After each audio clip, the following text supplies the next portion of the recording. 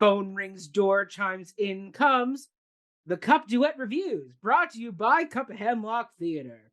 I am your host and co-artistic producer, Mackenzie, and we are releasing this wonderful episode in the month of June. June is busting out all over, and it is also Pride Month this month. And so because of that, we here at the Cup decided we wanted to do some Pride Month focused content. And today we're doing a very fun episode. We're doing a duet review with the wonderful returning face, Graeme McClelland. Hello, Graeme. Hello, Mackenzie. So good to be back on the Cup Reviews. Welcome back. Welcome back. We're so happy to have you back and discussing probably what yours and I is one of our favorite musicals, I would say. I would also say it was one that certainly gave me a good foundational base of my understanding of musical structure. And so when I was first getting into learning about writing and theater and musical theater in general, Company was one that kept coming back as an example. So yes. And because it's just so big, so incredible. It's so good. George Furth, Stephen Sondheim. And for people who didn't catch Graeme dropping into what we're watching today or discussing today, we're discussing the 2011 in-concert production of Company that starred Neil Patrick Harris as Bobby. You had Stephen Colbert as Harry. You had John Cryer from 2.5 Men starring as David. You had Christina Hendricks from Mad Men starring as April. Martha Plimpton as Sarah. You also have Jennifer Laura Thompson as Jenny. And we also have Patti LuPone doing her first runabout as Joanne. She did it almost a decade later on Broadway again. And also surprise cameo for people who don't catch it in the background, but part of the ensemble is future Oscar winner Ariana DeBose. Oh, real? I didn't catch that one. Okay. Yeah. You have to watch it. You have to watch the bows. That's when you really get a good close up of her. But she's one of the people all dressed in black who are moving the couches around. Yeah, which I'll get to talking about that in later because I have things to say about that. You have things about the couches? I do. But yes. So we're talking about Company. And Graeme, let's kick this off by first saying, how did you come to Company? And what is your favorite song of the show? Well, and also what's in your cup as well. We need to say what's in your cup. Of course. So what's in my cup? I am drinking a nice, lovely bourbon old fashioned, kind of channeling Bobby for this little talk through, because throughout the show, he's always asking, like, I'll have another bourbon. I'm like, well, I think this is apropos. Yeah, very much so. Very much so. And what's in your cup, Mackenzie? Well, today I'm drinking some iced tea. I love that. Honestly, Jack's channeling the summer that's around the corner. Right, exactly. Like a nice, lovely iced tea on the patio. You can't beat it. I mean, I would have done a vodka stinger, but I haven't had my dinner yet, so, Gotta wait for the nightclubs to get out the vodka stingers. Oh, that's the only place to have them. Yes. So, Graeme, tell us, how did you come to Company? What is your favorite song of the show? So I originally came to Company as I was reading about musical theater in general. There was a book, Writing the Broadway Musical, that continually references Company as an example, specifically of a special type of show where each number is uniquely catered to the cast member who is performing it. Yes, so it's a concept show. Right? Yeah, exactly. It's a concept show. Yeah. And so I started looking into it from that. And then I also saw Bernadette Peters in a concert sing Being Alive. And it was phenomenal performance. And so that kind of brought me to the show and be like, I need to take a closer look here. And then the more I looked into it, the more I became absolutely obsessed with the show, to the point where I actually, like, there are themes I see presented in Company that I feel also show up in Into the Woods, because I feel like this is where we're going from singleness to relationship, and Into the Woods is where we then go into parenthood, which is just a next step in relationship. So I almost feel like Into the Woods is a spiritual successor to Company in a way, but that's just my kooky fan theory. I love it. And your favorite song, sir? Ooh, that's a tough one. I think I have to say Ladies Who Lunch, because that's the one that in first year at York University, I remember belting it out during exam period in my dorm room. Of course. Singing Ladies Who Lunch when it Did you have a vodka stinger with you? No, I didn't drink at the time, but now I would Ah. because Joanne, honestly, like if I could pick a role to play, I'm very torn between wanting to play Bobby and wanting to do a gender bend of Joanne, which Mm, I'll talk about later. I have all sorts of thoughts yes. about the queer Mhm. aspects of the show and being Pride Month. We're gonna get into that a lot, I'm sure. Damn right we are. Damn right we are.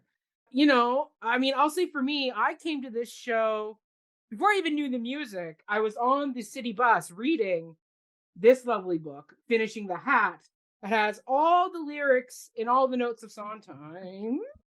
Sondheim. And so then along came this pro shot at the local movie theater, and I was like, "Well, I gotta go see it."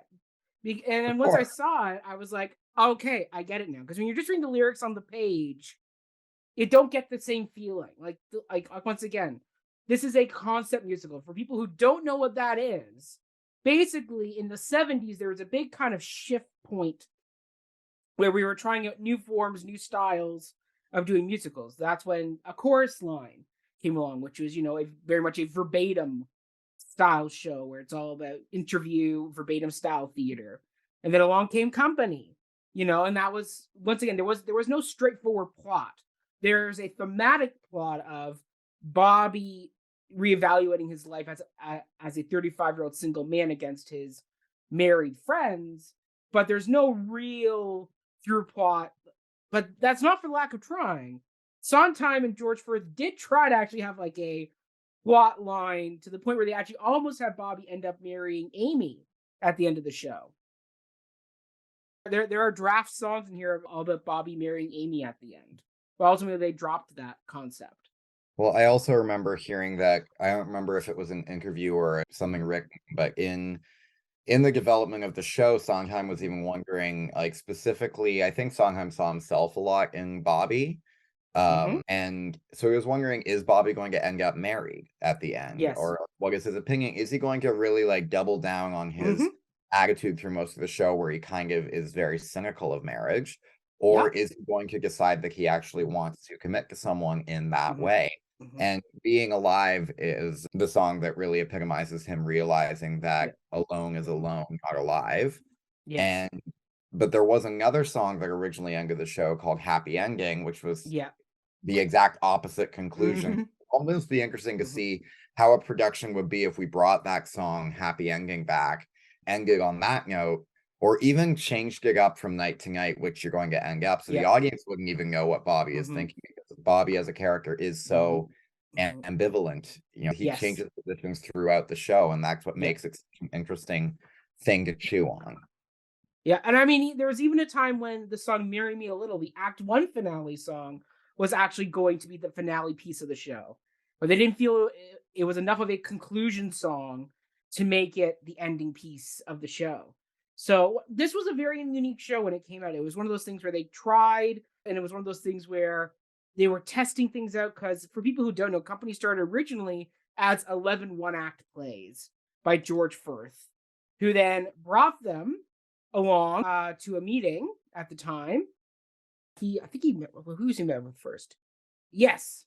So he went with Anthony Perkins, who was interested in directing the piece, and then he gave the material to Sondheim, who then in turn went along to Hal Prince, and basically Prince and Sondheim took the material away from Anthony Perkins and did their own thing with George Furth instead.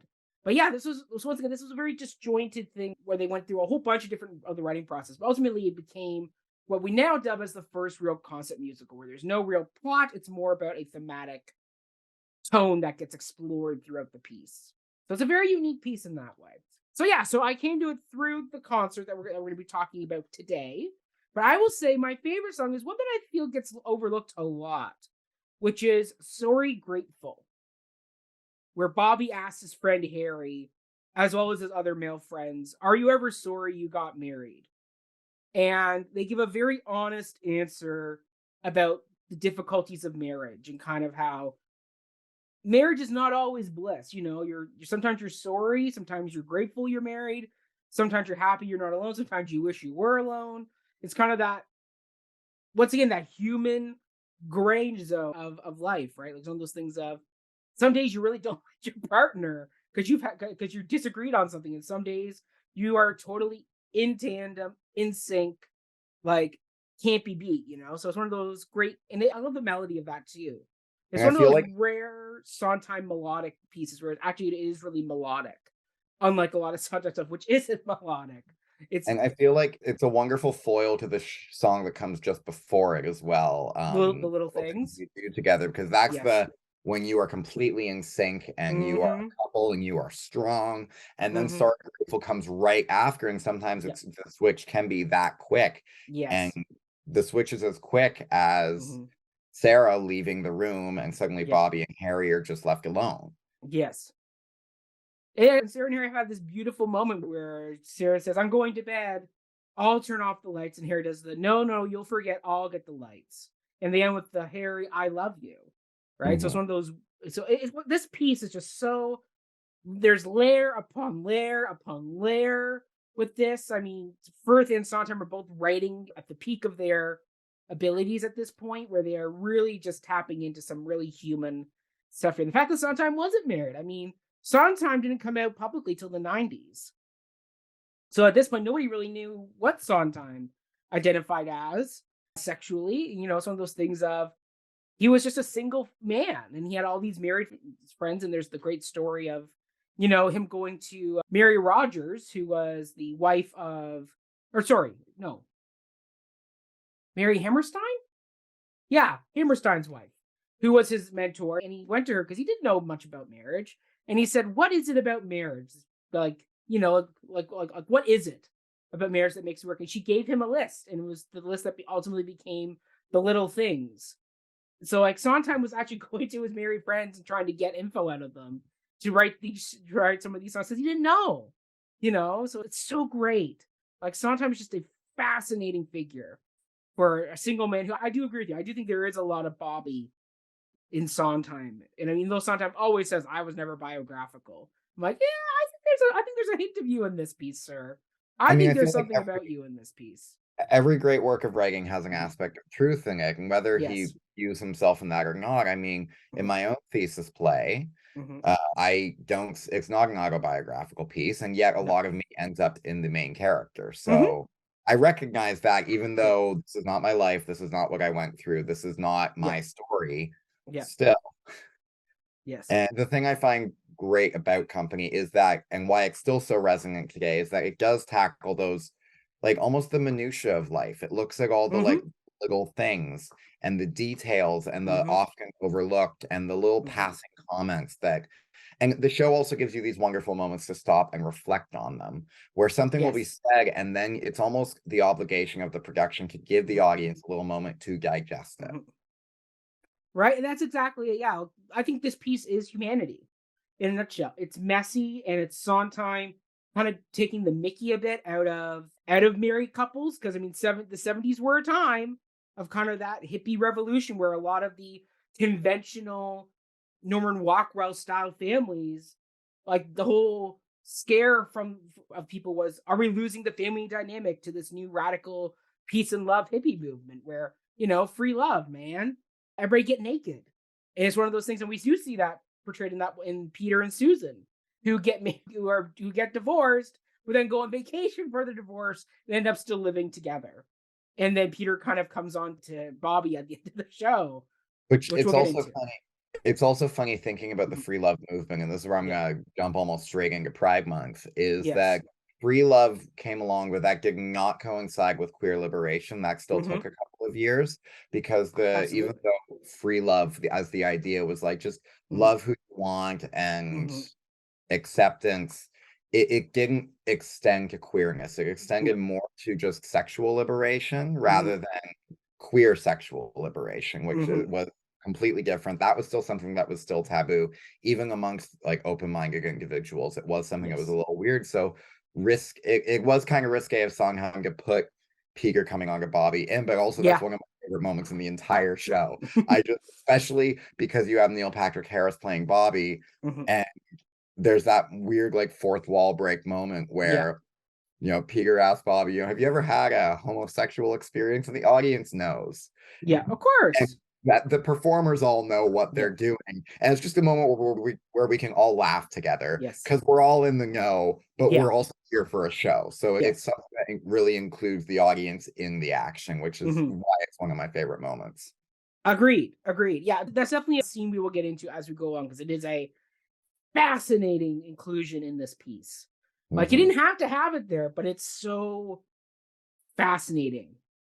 But you brought up Neil Patrick Harris, so let's get into him. So this concert really highlights two performers. We have Neil Patrick Harris as Bobby and Patti LuPone as Joanne. So Graeme, what did you think of these performances? Like, what stood out to you about them? Did they hit their mark? Like, kind of what was this piece with these two leads? I mean, when you read the poster, it's Neil Patrick Harris and Patti LuPone in company. And I think that both of them really hit the nail on the head for how the characters are meant to be. You have the kind of acerbic wit of Joanne that Patti LuPone is displaying dexterously.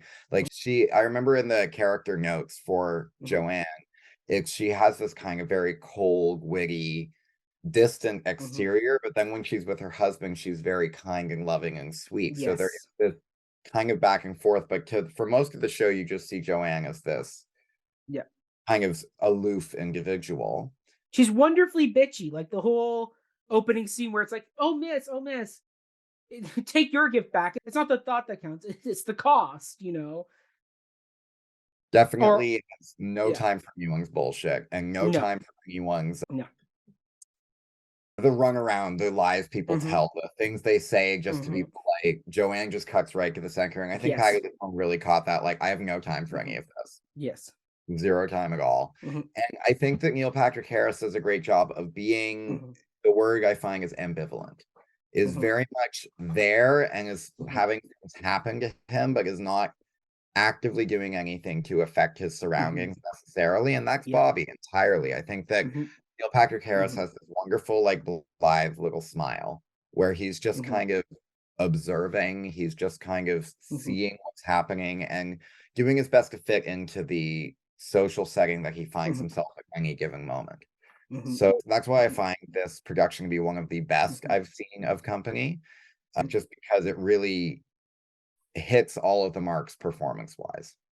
What do you think? Are there any thoughts? Of course, I have thoughts. I do have thoughts. I mean, when I saw this originally, I love Patti LuPone. Don't get me wrong. I've seen her in concert. I will see her again in concert in November when she comes to Toronto. I love me some Patti LuPone. In 2011, I loved her performance in this. However, I saw her do this in the West End in 2018. So some time had passed. And even then, when I watched clips of her do it on Broadway now with the female Bobbies, something that I caught was, and it's something she brought up when she did Gypsy 3 times on Broadway. She did it at Ravinia, then she did it at, I think it was Lincoln Center, and then she ended up doing it on Broadway, playing Mama Rose. And I think every time Patti comes back to a character, she gets better. Because, particularly for concerts like this, there's very little rehearsal time. So I found she was playing very broad, big, and when she got time to actually rehearse the pieces and settle into the roles, she got way better because she was sharper. She wasn't as broad anymore. Like she was laser focused when I saw her live do this in the West End. Like her jabs and her working through that realization that she is the lady to lunch, and the anger when she's getting to all those rises, when she's doing the rise, and the anger that's building in there was so much more well planned, and the build in that song was so much stronger when she had more time to sit with it. This was still good, but I thought it was much more of a broader piece, or a much more broader interpretation of Joanne. Like, there's more subtlety that she brought to it later on in life when she obviously went through a decade of her life, and then also had just more time in the rehearsal space with Marianne Elliott to really hone in who is this Joanne and who is she in this world. So I still love her, but I found her, now looking back on it now with a 2023 lens, knowing what I've seen her do now with the role, is definitely as a starting point of Joanne. She's refined it now over the decade that she's played the part. And she's become much stronger in the role, I would say. But this was a very good starting place for her. And I will say, this production had a much better wig for Joanne than that ugly bob cut wig that she wore for the West End and Broadway. I was like, Patti, why do we have you in a Cruella de Vil fur coat with a horrible bob cut wig? Can we not get your like Lincoln Center wig back, please? That looks much better on you than that knockoff Mrs. Lovett wig that you wore from like 2000 when she played Mrs. Lovett. The bob is certainly, I don't think it does her any favors for the role. Well, I mean, it also, I don't think the bob is really just reflective of the character in general, because I think Joanne is a little more whimsical than that. I think Joanne is more, I mean, it's funny, we're getting so deep into her hairstyle, but Joanne is one of those people who is the lady who lunches without really realizing till that moment she is the lady who lunches that she's insulting. So some of those things of, she should look like those upper middle class ladies who, you know, are doing all these things. So she should have the perfectly coiffed, styled hair. And even when you watch Elaine Stritch do it back in the 70s, she had that perfectly styled hair for the waspish women of upper New York that she was satirizing. So I think that's the thing there where this uneven bob cut look she had didn't quite work for me. I needed something different for that hairstyle then. But in this one, she looks like, I love the look. Neil Patrick Harris, not quite sold on him because this was at the height of How I Met Your Mother. So I saw a lot of Barney Stinson in his portrayal of Bobby, which threw me off. I found he was almost too cold as Bobby. It felt much more like a much more nihilistic version of Barney Stinson. And the joy of Bobby is that, yes, he's an outsider, but he also is having so much fun being the outsider, poking at everybody and quizzing them and pushing them. And I think Raul Esparza, in his version, does a much better job of walking the line between the analytical coolness of Bobby, where he's really analyzing marriage, and then also having fun with his friends. Like, I didn't quite feel the connection with his friends as you should. Like, the whole thing about Bobby is that he assimilates and becomes that friend that everybody wants to have over.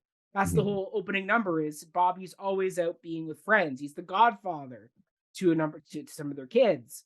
It's one of those things of, in order for me to buy that Bobby's the guy you want around, I need some joy. And Neil Patrick Harris didn't quite bring the joy of Bobby that I feel is there. Like, yes, Bobby is struggling with his being 35 and single, but he also is someone who loves life in his own way. He brings the aloofness of Bobby. But yeah, I agree that there is kind of a, like, thinking back to the 2005 production, Raza really did. I'm thinking of the moment at the end of Side by Side by Side where there is all the musical duets that happen throughout the show, because every character has an instrument. And then he takes out the like little sousaphone or the kazoo thing. Kazoo. And it's so different than everyone else, but it's very much a Bobby thing to do, to be so different. But then it doesn't have anything to duet off of, and that kind of, you feel that coldness. You feel that moment is kind of the moment where Bobby is really like, oh, I am by myself here, because everyone else has their duet partner. So eventually I'm left and I'm alone. Yeah, and I mean, like, that's the thing there where, like, there are real moments of sorrow and pain for Bobby, like when the one girlfriend says she's leaving New York. And he's angry at her. Like, because there wasn't enough variation in Neil Patrick Harris's portrayal of Bobby, when he makes that turn of anger and sadness, there needs to be that moment of, oh, that's not the same Bobby that I saw having fun with Harry and Sarah there as they eat the brownies and drink. Like, that Bobby should, like, that whole scene should be Bobby having fun, realizing the little quirk of this marriage of them doing karate and her sneaking a brownie and him sneaking a drink. Like, Bobby's the fly on the wall that catches it all and has fun with that, where it's like and it's some things in the direction, like when Harry takes the shot and Sarah eats the brownie, Neil Patrick Harris is staged between the two of them. There should have been a double take between Bobby catching the drink and Bobby catching the brownie, doing like and having a drink of his own, like just kind of being like see who my friends are, see what this is, and just having fun and play. Because then when he gets to that ending point of in the stop at the end, when he finally is really hurting, you have that trajectory of Bobby to get to. And there are moments where that can really drop, like Marry Me a Little, right? At the end of Act 1, where he's proposed marriage to Amy and she's rejected him, saying, you have to marry somebody, not just somebody. And him having that pain of that moment, once again, you need to have the juxtaposition, the flux, but the ends of the spectrum to get who Bobby is. Once again, he's human. He's not just a robot. He's not Mark Zuckerberg. He is, a complicated human who is enjoying being on the outside, even though Joanne calls him out for not being alive, but just always viewing things. It's very interesting. But yeah, I just found there's a lot of Barney Stinson in this, where it's like the perpetual single guy who's sleeping with a lot of women in the city, and then he has all his married friends.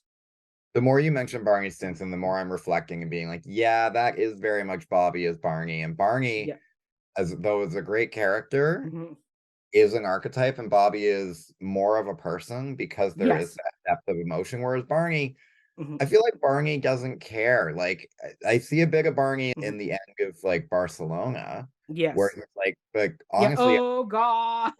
Yes, the oh God moment is like a wow, I was saying this to be nice and knowing that she has to go, so I'm just putting up the act, but oh my God, I played a little too well into it and now she's staying. Oh my God. It's such a funny moment because to me, Barcelona was a song that for a long time was my least favorite in the show. It's still my least favorite. I hate Barcelona. It's such a it's so slow and so boring. It's equivalent to, I know that you absolutely love Rent, but for you who don't know, I don't like Rent.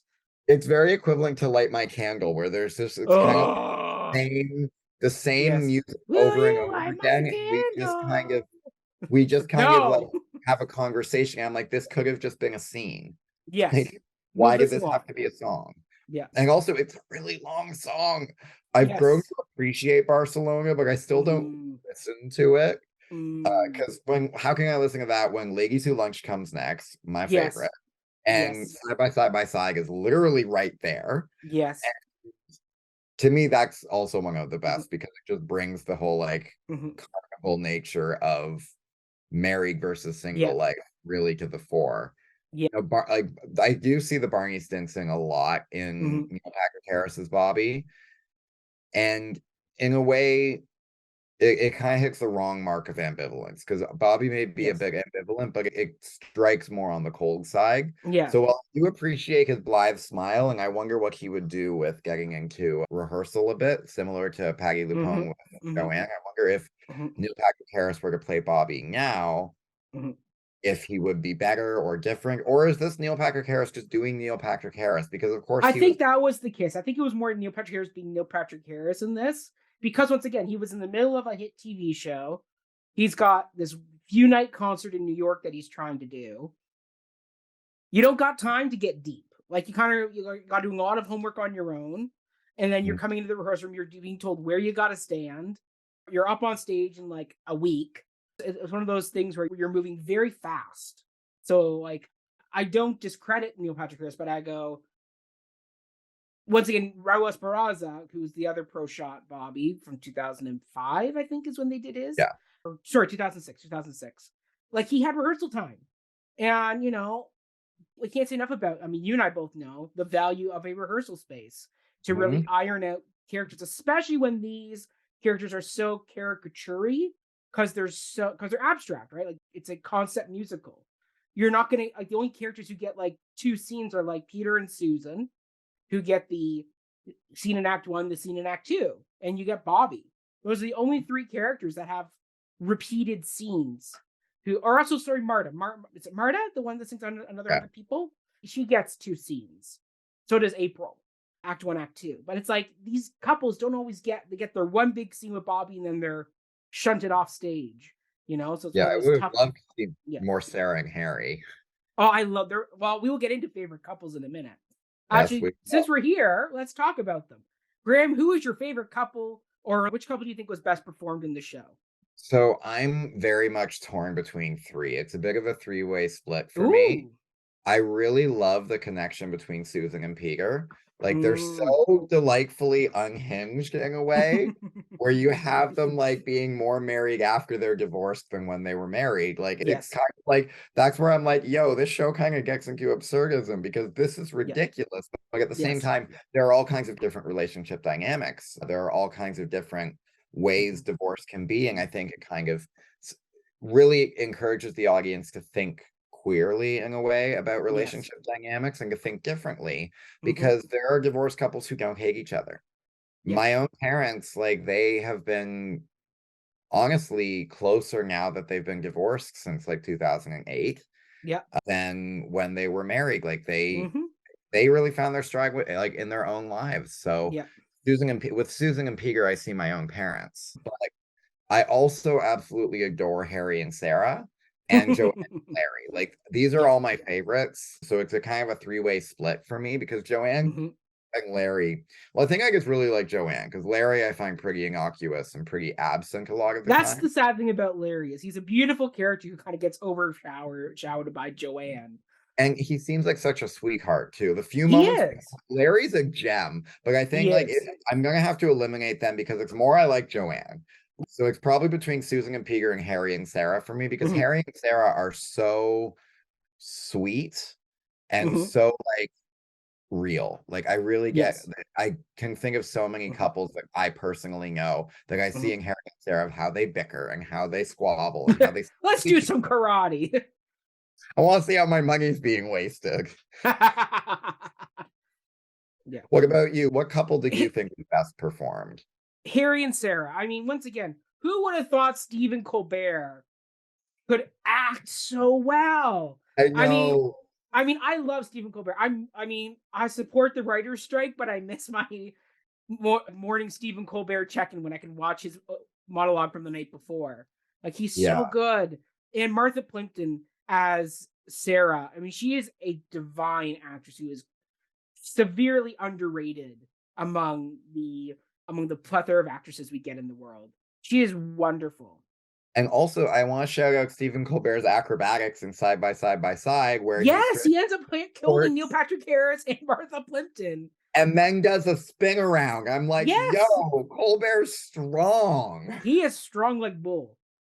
Very much so. So yeah, Yeah, I think we're gonna talk a lot about Harry and Sarah. they're fascinating as a couple because on first watch, you would almost say they're the most dysfunctional couple because of how much they're pushing each other and how much they clearly have internal problems of their own. Harry being an alcoholic and Sarah being like a foodaholic and like crash dieting and all that type of stuff. But in a weird way, once again, no judgment on a couple. As long as there's no abuse being put on a couple, then you do you. If you're the couple that gets your rocks off by competing with each other and then going up to bed, because I can almost guarantee after that karate match, those two went up and had a very passionate night together. I Oh, guarantee it. I oh, mean, definitely. Colbert and Martha Plimpton there really sell that there is a hot energy between the two of them. They That still love each other so much. And I mean, I they feel like really do.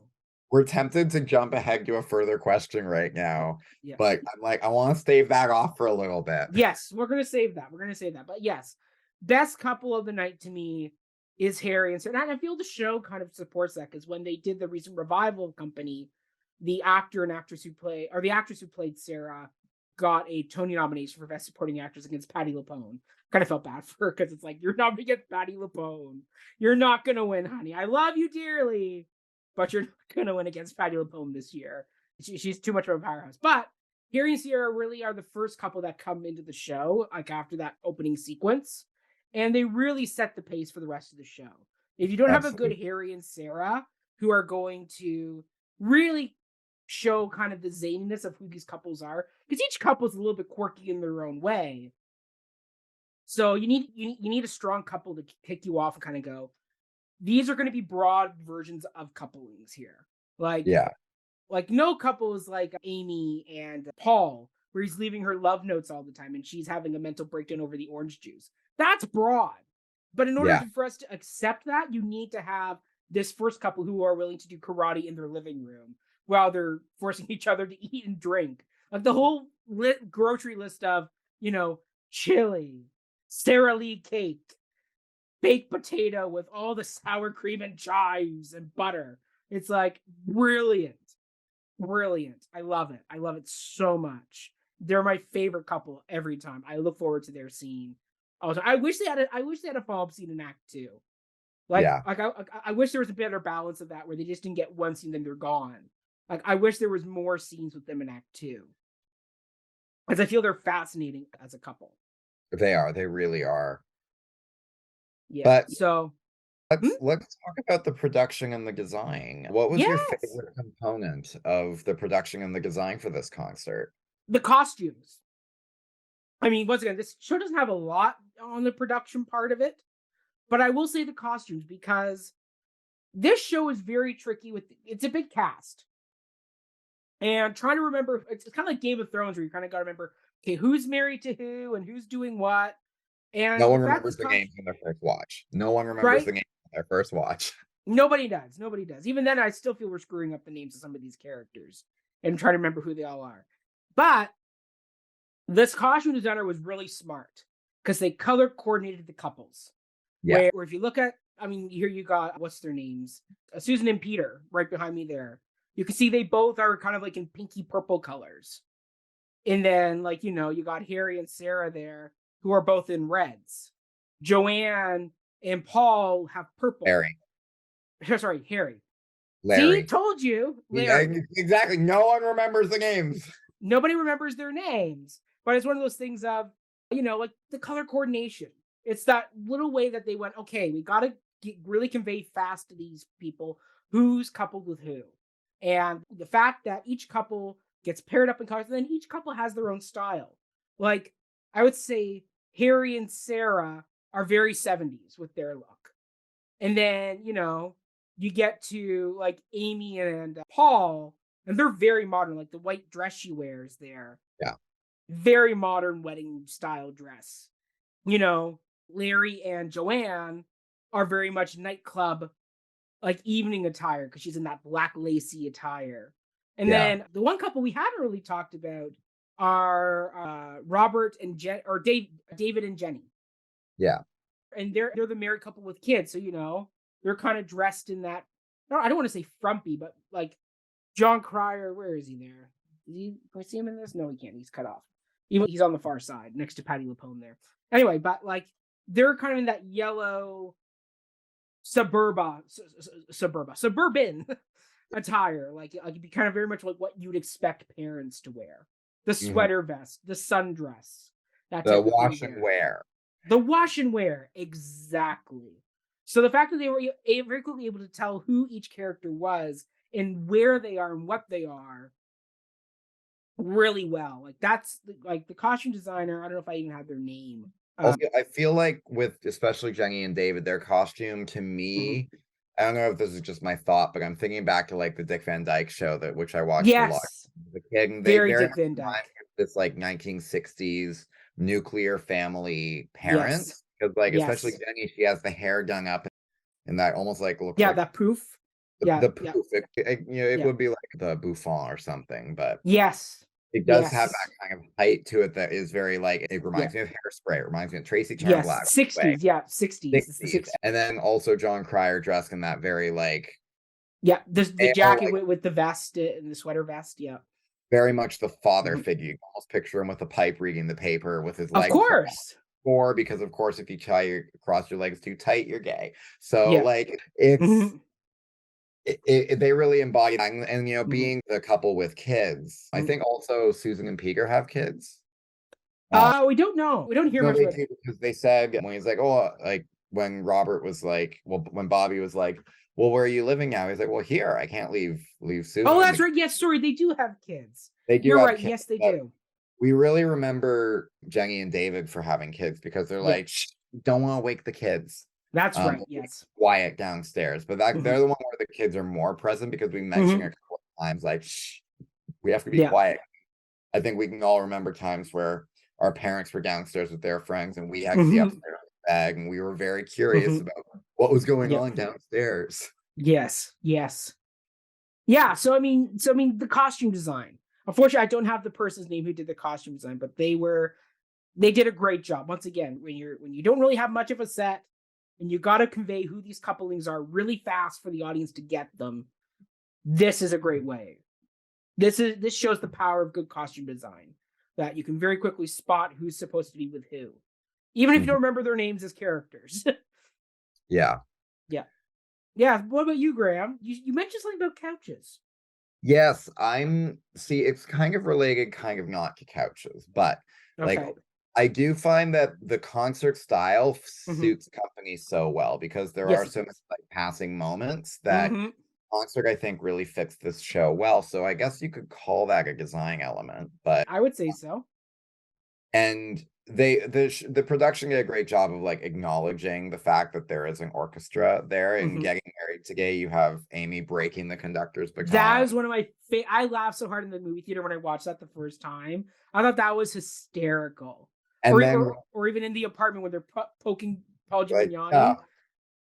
it's like give him a little poke. Like honestly, I never really looked at it. Like kind of acknowledging that it's right there. It's taking up most of the stage, and yet we're not acknowledging it. We're pretending it's not there. But actually, the design element I like is that the chorus specifically is so present and is so there not only for the choral numbers but for moving the couches around, and you get to see all the moving parts of the show. Like you don't feel surprised at all by someone coming in and moving the couch around or having someone come in as just an extra. Like to me, it almost gives me a little bit of a Brechtian vibe where you can see we're not talking about like these couches are not on tracks. They don't move a particular way. They are on wheels and there are people pushing them around. And there are stoppers on the back. You can clearly see they have to kick down the stopper when you want to stop them.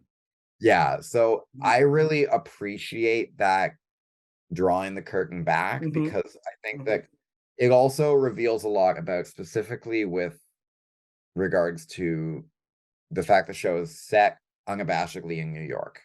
It's very much a New York show, and New York shows have a certain sound and feel to them.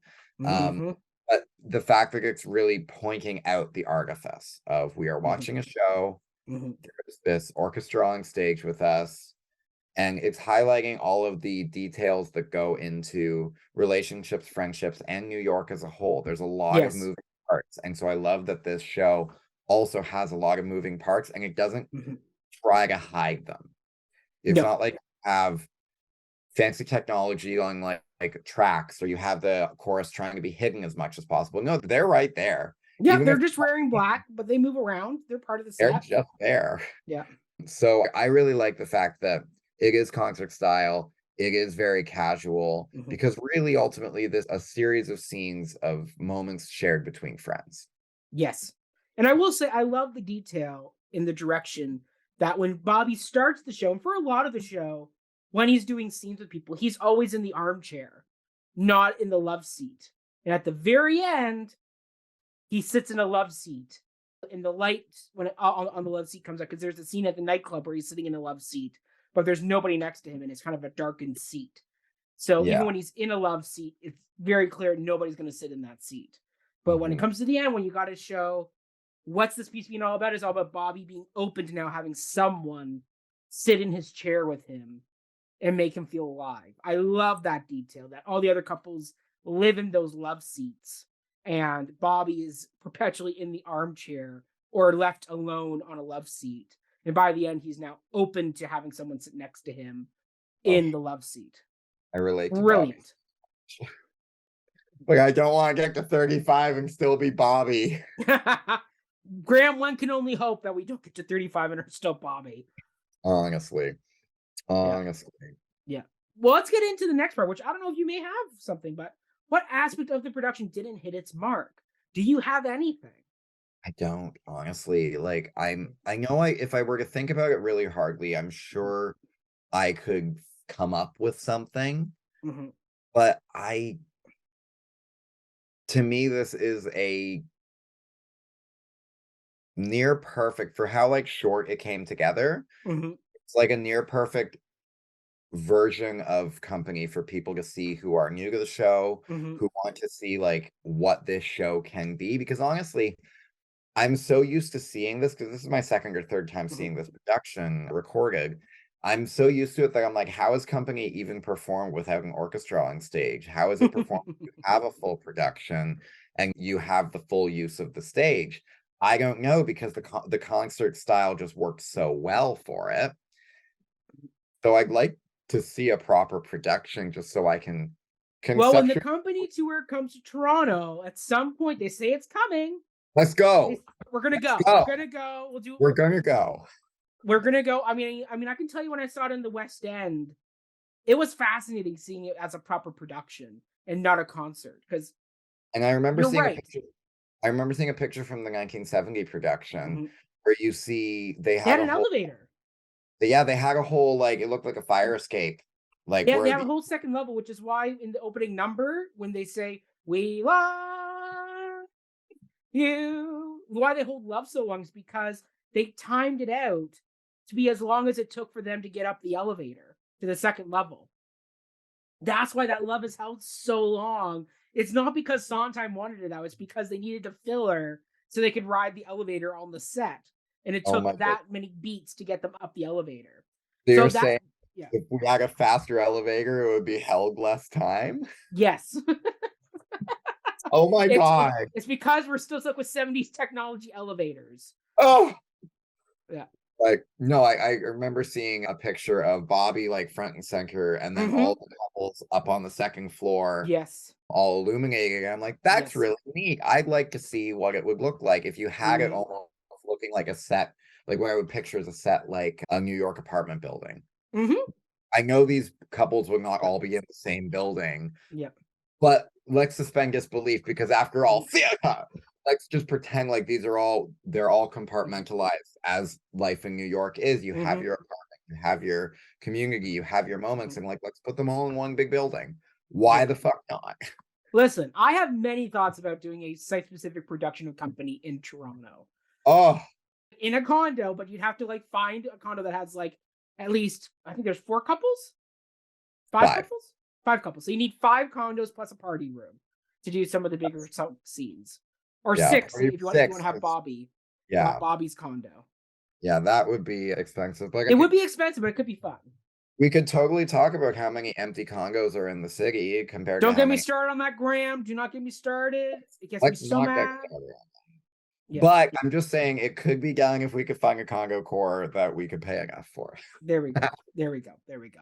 But yeah, like I agree. Like, there's nothing really I don't like about this. I mean, Like except for we've the talked about, Barcelona song. But that's more about the song itself, not about the really fun staging they did where the bed comes out of the conductor's podium.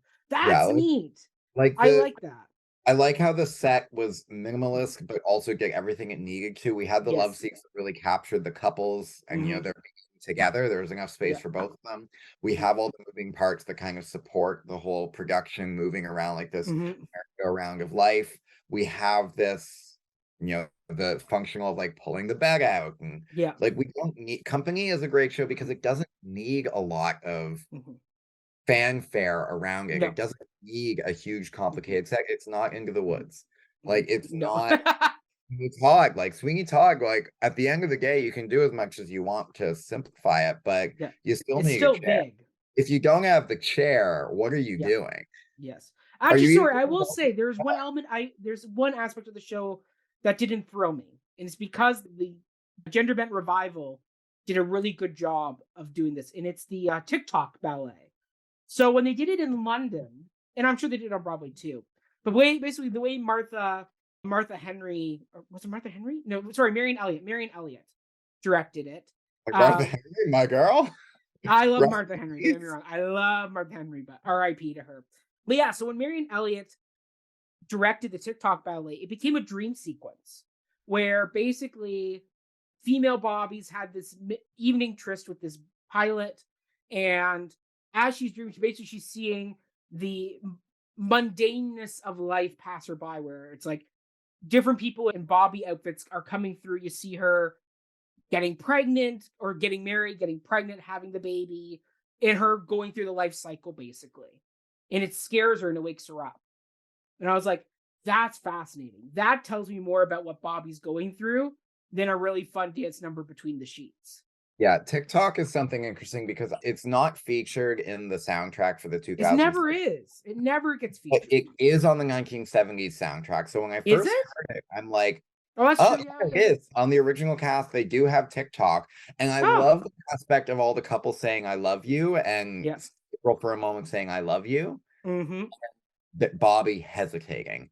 And it Mm-hmm. just, TikTok to me is a song that I really grew to appreciate, where I was Yeah. like, oh, this is just a dance Mm-hmm. break. Cool. Well, once It's again, got you had Donna McKechnie as part of the original cast. So I'm sure Hal Prince was like, we got to find a use for Donna McKechnie, who, if people don't know, she was one of the original members of A Chorus Line. She plays, what's her role, Graeme? She's the one that sings, that has the dance with the mirrors in the second act.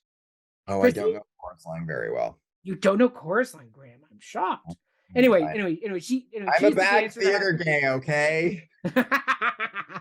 anyway, but yeah, so Donna McKechnie originated this role who was very well known for having this big dance in the mirrors, basically, in the second act. She's the one that has the relationship with Zach, the choreographer, and she's pleading for the role, basically. She has this big, beautiful dance break in the red leotard. But anyway, so I guess when you cast Donna McKechnie in the original production, you got to find a way to give her a dance break Well, somewhere. that's almost why I kind of view Company as kind of a not directly related, but could be seen as kind of an element of devised theater, which, Very now we don't devised. devise theater, but it's like we brought this ensemble together. We're going to try and lean Mm-hmm. into their strengths. We have Donna McKechnie, so Mm-hmm. we're going to give a dance number because, of course, you would, to capitalize on the strength of each member of the ensemble. And, although this is definitely a traditional play, it's not DT at all. Yeah. I see elements of that, of just trying to give each performer their moment to shine. Mm-hmm. That's why I love Company, but yeah, And actually, fun fact, I the like the sound original of the TikTok. production had Michael Bennett and Bob Avian, who went on to do A Chorus Line as the choreographers for this show. Hey, So I'll have another bourbon. you'll drink to that. I'll drink to that. You'll have another vodka stinger. I'll drink to that. But no, There in we terms go. of production elements, I don't think there was anything that I found Yeah. glaringly wrong. Like, we've discussed Neil Patrick Harris being a little too Barney Stinson for our Yeah. taste. Yes. And like, although I do appreciate him doing his thing, again, Bobby has that blithe smile, and Neil Patrick Harris has that kind of innocuous, blithe, ambivalent look to him. And he does it really well. He's done it Yes, so he many does. times, so many roles. It makes sense why he was cast in this role. Oh, exactly. And aside from like the politics of star power and like, oh, we need a big name for this production because no one will come to see it if not. That's the bittersweet double-edged sword of theater. That is. All right, Graeme, let's get to the question to round up the section is, would you recommend this production to other people who do not know Company? Or would you recommend the 2006 Pro Shot with Raul Esparza? Which one would you go for as like a first dive into the world of Company?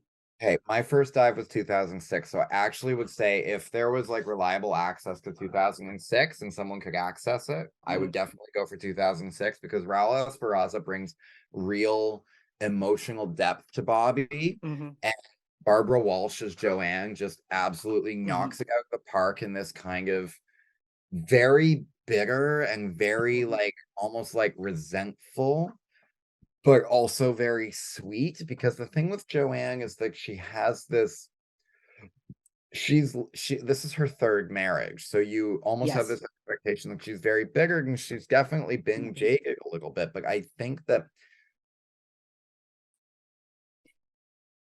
I would go for 2006 just because it has more of that depth to it rather than this, which is more just about the songs. If you want just the songs, listen to the soundtrack. Right. Like with this one, you might as well just listen to the soundtrack because... And there is no soundtrack to this, which I'm so mad about. They never did an album of this concert. I am shocked. You hear me? Shocked. What? Think of their mothers. Think of their poor mothers. I was made to play Johan, the male Joanne. That's a great name for a male Joanne. I love that. Oh, I've thought about this. Don't you worry. We'll get to that later. Happy Pride Month, everyone. Can't wait. We're getting there soon. But yeah, for me, I would recommend this production. I mean, this was my introductory production of Company, and I think it's a great intro to Company because it does feel very traditional with just orchestra behind, actors doing the scenes, and the songs are there, and they're really fun choreographed with the couches. And then I love the 2006 Pro Shot though with all the instruments. I do think that's a really fun reinterpretation of this show where now you're having couplings with the orchestra and things like that. But what I love about this version is the full New York Philharmonic is playing. So you really get to hear the power of Sondheim's music writing, which is something that oftentimes can get overlooked is Sondheim was a brilliant lyricist, but he also did really good at writing music too. You know, and he always got mad at people who never gave him the proper due for his music as much as they did for his lyrics. You know, so it's one of those things of I would start with this first just as a really good entry point because you got a star-studded cast that's great across the board. And it really lets the scene shine because there's nothing else going on. You're not focused on the instruments, you're just focused on Stephen Colbert and Martha Plimpton playing Harry and Sarah having this really fun karate scene, you know? So I mean, for I me, really I would start here and then go to 2006.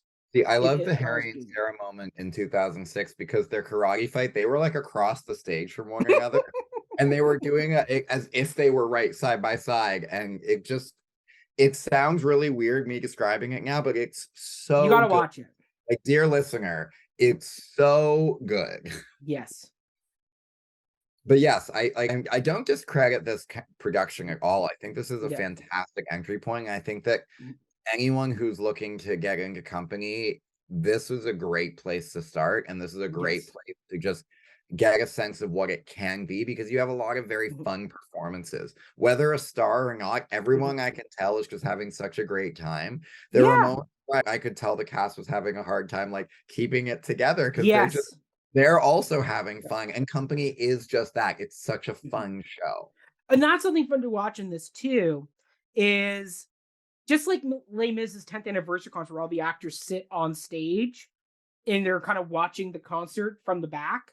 Basically, you can watch their reactions to stuff, and it's really funny because they're having a hoot of a time with each other behind the actor who's performing. Subtly, obviously, they're not drawing attention, but if you've watched it 1,000 times like I have, you start watching Colin Wilkinson having a fun little convo with Philip Costas Javert in the background during one scene, you know? Or then Yeah. having fun during Master of the House as the chorus in the pub.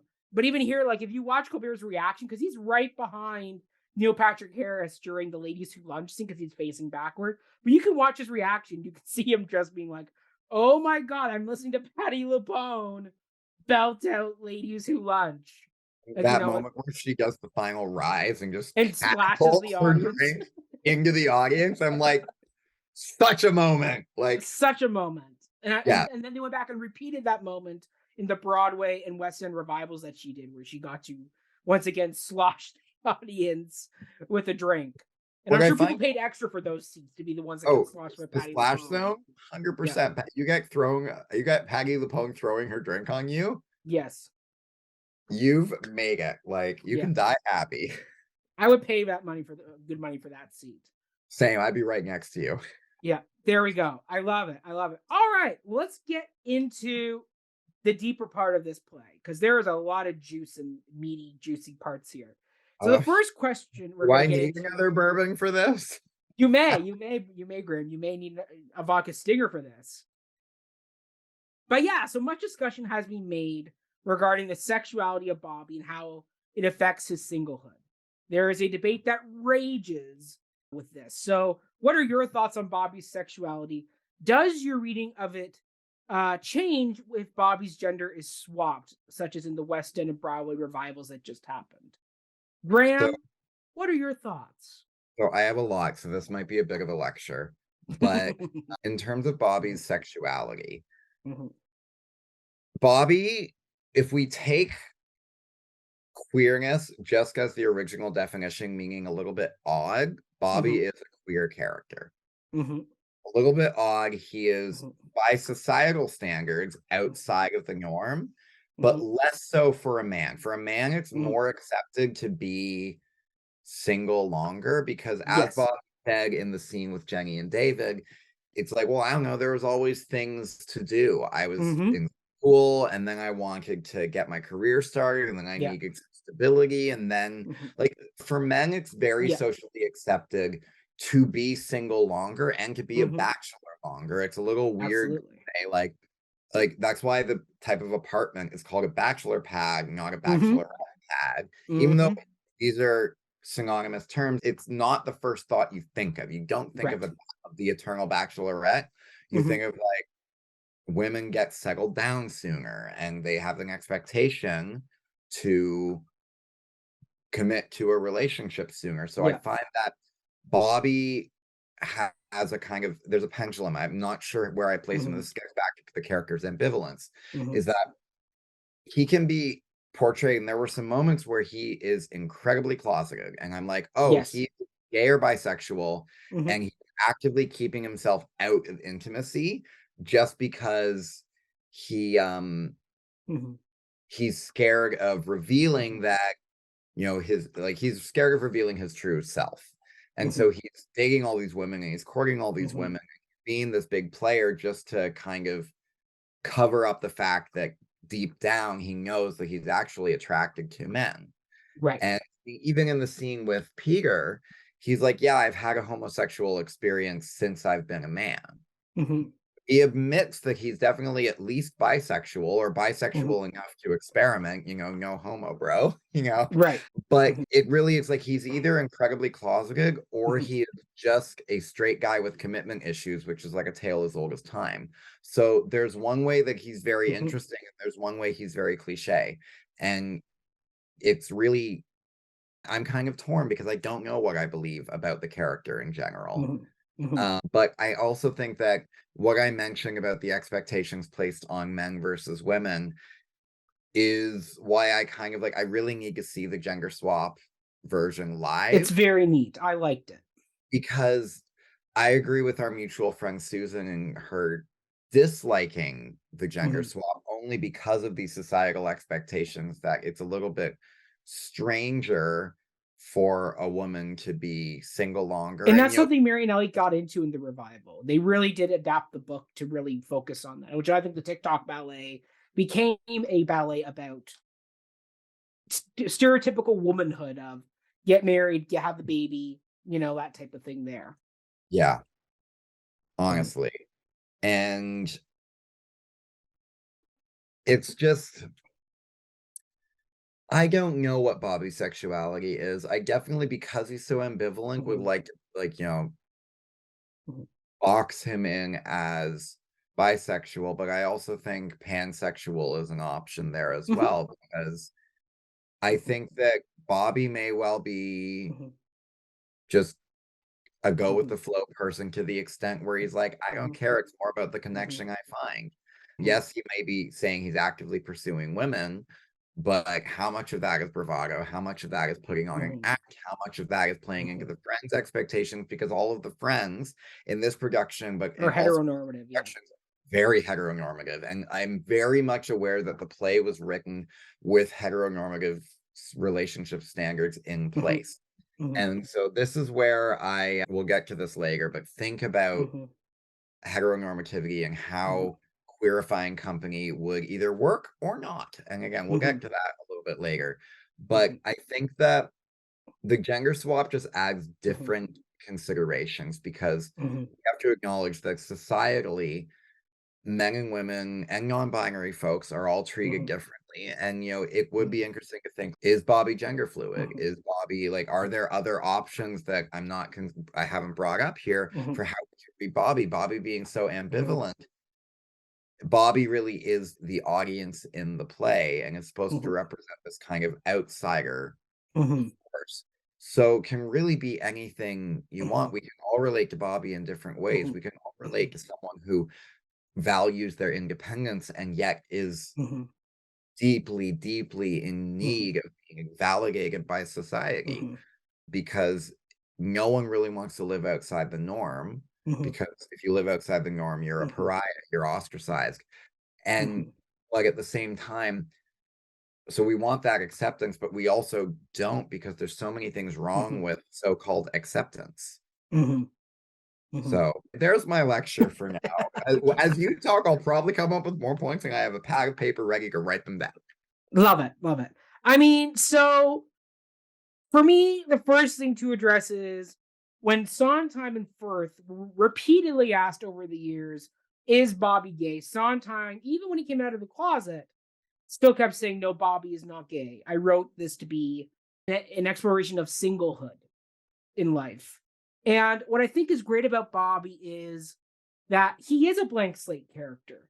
Once again, the original version of Bobby was when George Furth wrote these 11 one-acts, there was always the third character that was kind of the bounce character for the couple, basically. And when they Mm. were adapting this into one cohesive piece, it was Sondheim or Furth or Hal Prince, one of the three of the combo, came up with the idea of, well, let's just make the third character in each of these scenes the single character who is going to be our through line character throughout this whole piece, which then makes Bobby this amalgamation character where he kind of bends and conforms to whatever coupling he's with at any given time.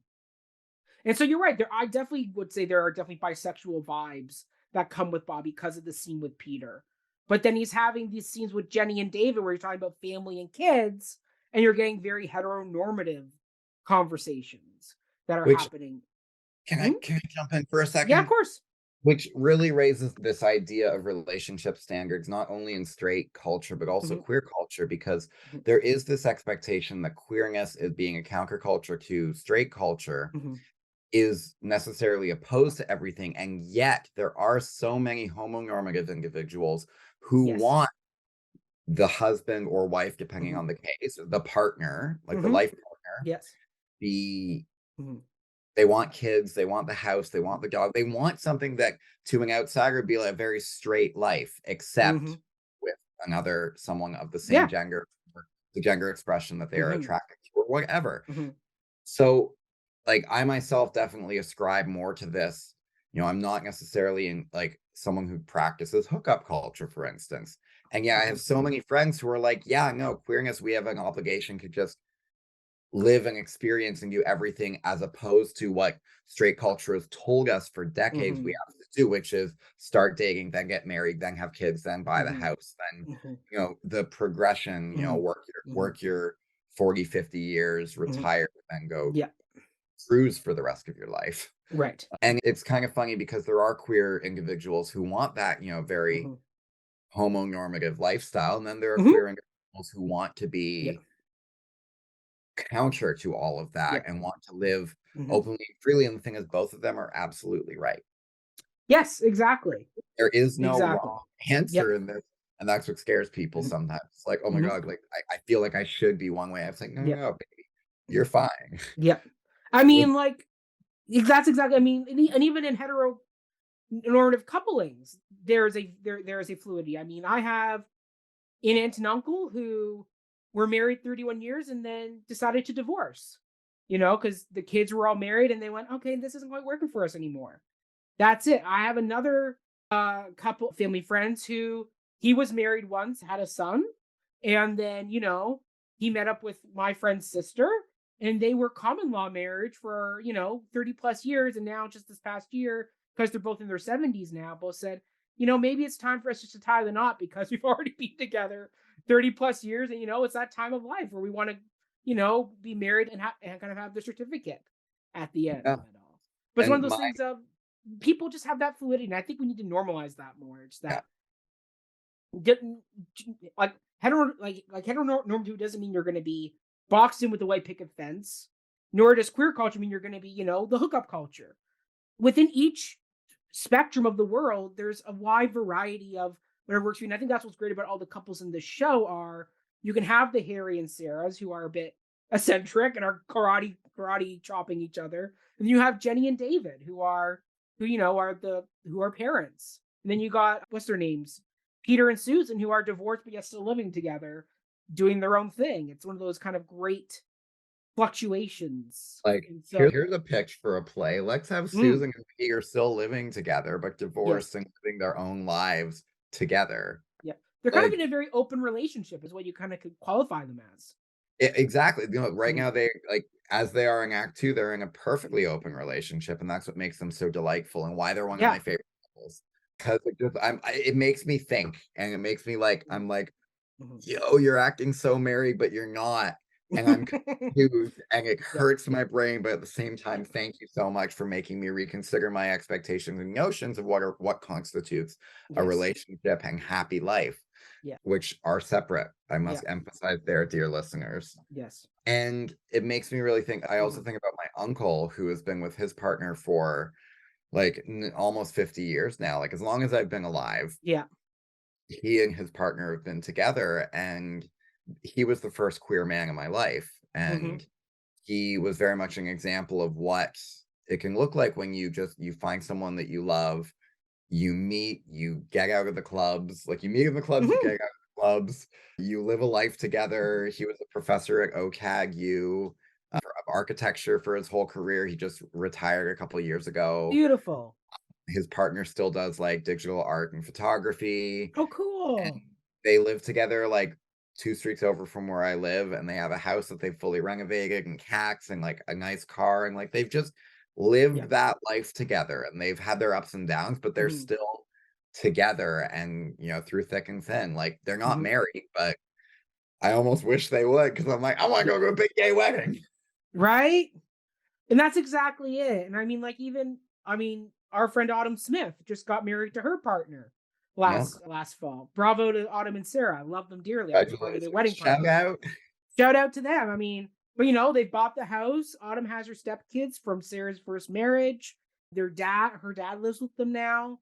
Like they have a very, they're the house on the curb, right on the corner lot. They have the dog, they have a cat, they got some lizards. Like, they're very We're really what giving we it all. would qualify as heteronormative, but it's like they're doing their own thing. And I think that's the joy. And I think that's what makes Bobby, back to his question about sexuality, is what makes him so wonderfully a blank slate, is that depending on what production you're doing, you can infer and highlight different aspects of Bobby. And Like for here's me, as a single man, like hetero identifying man who's always around his married friends or friends who are couples. I mean, my sister just got engaged, for heaven's sake, and I'm still single. I very much identify with Bobby as like, am I going to be the perpetual bachelor, or can I actually finally find my partner in life who's, and I think that's the joy of Bobby, is he is a character, or she, if you want to, depending on how you cast Bobby, you know, they can be whatever you need them to be, and the audience can, once again, they're the audience surrogate, and they're the character that audiences can get into and kind of go, ah, okay, I feel the way. Like I cry every time I get to Being Alive because I've sat in my armchair in my condo going, where's my person who's gonna, ruin my sleep? It's one of those things where it's just like that's the joy of Bobby. Is I don't think his sexuality is as big of a point that people have tried to make it to be in the world, where it's like, well, is he gay? Is he straight? It's like, doesn't matter. Bobby is Bobby, and you can take whatever you want from Bobby. And when you're directing Bobby, there is no right answer. It's just whatever you want Bobby to be is who Bobby is for you in that particular production. And that's the joy of Bobby. And I even say that goes for the gender flipping. Like when Rosalie Craig did it in the West End, she was remarkable. When she was crying during Being Alive, I was crying during Being Alive. And it's one of those things where Marianelle did a very interesting job of exploring the pressures of womanhood, where she's got to get married, have the kids, and the pressure is there. You feel that pressure for her throughout the show. It's Mhm. really fascinating. And I mean, would there be some tweaks I would make to the book? Yes, because I didn't like that, Joanne said, go sleep with Larry versus, Joanne saying, come sleep with me still. I still think that whole sequence would have worked just fine without having her put it on Larry, you know. But it's one of those things where it just works. Like for me, I just go, that's what the joy of company. Like I have storyboarded, or I've drafted a screenplay where I've adapted company into a film, and spoiler of the ending. I mean, my whole book ends are Bobby waiting on his 36th birthday for his date, and at the end, you don't know who the date is because all three of the partners are different things. Like he has a homosexual relationship with the man. He has a trans relationship with Marta. And then, April is still the ditzy flight attendant. Like, it goes through all through. So by the end of the play, you don't know who's Bobby's gonna like who is Bobby's 36th birthday date. It could be anybody. And that's the joy of the Ultimately, pieces. it doesn't matter It because, doesn't again, it's matter. an exploration of singlehood. And I think Yeah. right now in society, especially right now, like shout Mm-hmm. out to all the current political waters, especially in the US, our neighbors to the south, Yes. have to acknowledge that sexuality is kind of a hot topic being Yeah. discussed in ways that are completely inappropriate and in ways Mm-hmm. that really don't matter at all. Mm-hmm. It's really just focusing on this kind of crude interpretation of queerness. Mm-hmm. And this is a play that talks about singleness in Yes. all of its myriad forms, because there are Mm-hmm. people who are incredibly happy at being single. And I think there Mm-hmm. are moments in the show where Bobby is incredibly happy being single. He Yep. doesn't need a relationship. He's happy the way he is. And then there Mm-hmm. are moments where he feels that loneliness. And anyone who's single, even though you have like hashtag single life, like, oh my God, I am so happy being myself and doing my own path and living my own life. That's great. As someone living that life, sometimes there are moments where you feel very low and you feel like you just Yes. want physical connection. You can be as happy as you want, but Yep. there are ups and downs, and there are moments Mm-hmm. where you will feel you need that connection from someone. And it's Yep. not necessarily a hookup you're looking for. Sometimes you just No. want to hold someone and be Mm-hmm. held, or Mm-hmm. share a night in that's very low key, where you watch a Mm-hmm. show on Netflix together and you order Mm-hmm. Uber Eats and you just go grocery shopping together. You just want Yes. company. Company. Maybe Yep. this show is just about Bobby finding company. Yep. Wow, revolutionary. Publish me, someone. Right? And that's exactly it. I mean, and I think that's why Being Alive is the perfect ending to the show, because it doesn't answer the question of, is Bobby going to get with someone? It's just Bobby coming to the realization of, as you said, alone is alone, not alive. And it's all about, singlehood is great. Like, there are many nights where I'm happy to be by myself. But as you said, there are nights where you do want that, somebody to ruin your chair, like, be the person that you can talk to at the end of the day. So it's one of those things of, I think that's what this piece is. I think that's why Sondheim never gave a definitive answer on, is Bobby gay? Because some people read into it that he's gay. And it's like, it's not because Sondheim was a closeted gay man when he wrote this piece, or at least was publicly closeted. I don't know in his private life whether he was or not. I don't know. But, it's one of those things where it's just, Sondheim was right. It's not about, is Bobby gay or not? It's about Bobby's exploration and our exploration of single life and the nuances of married life.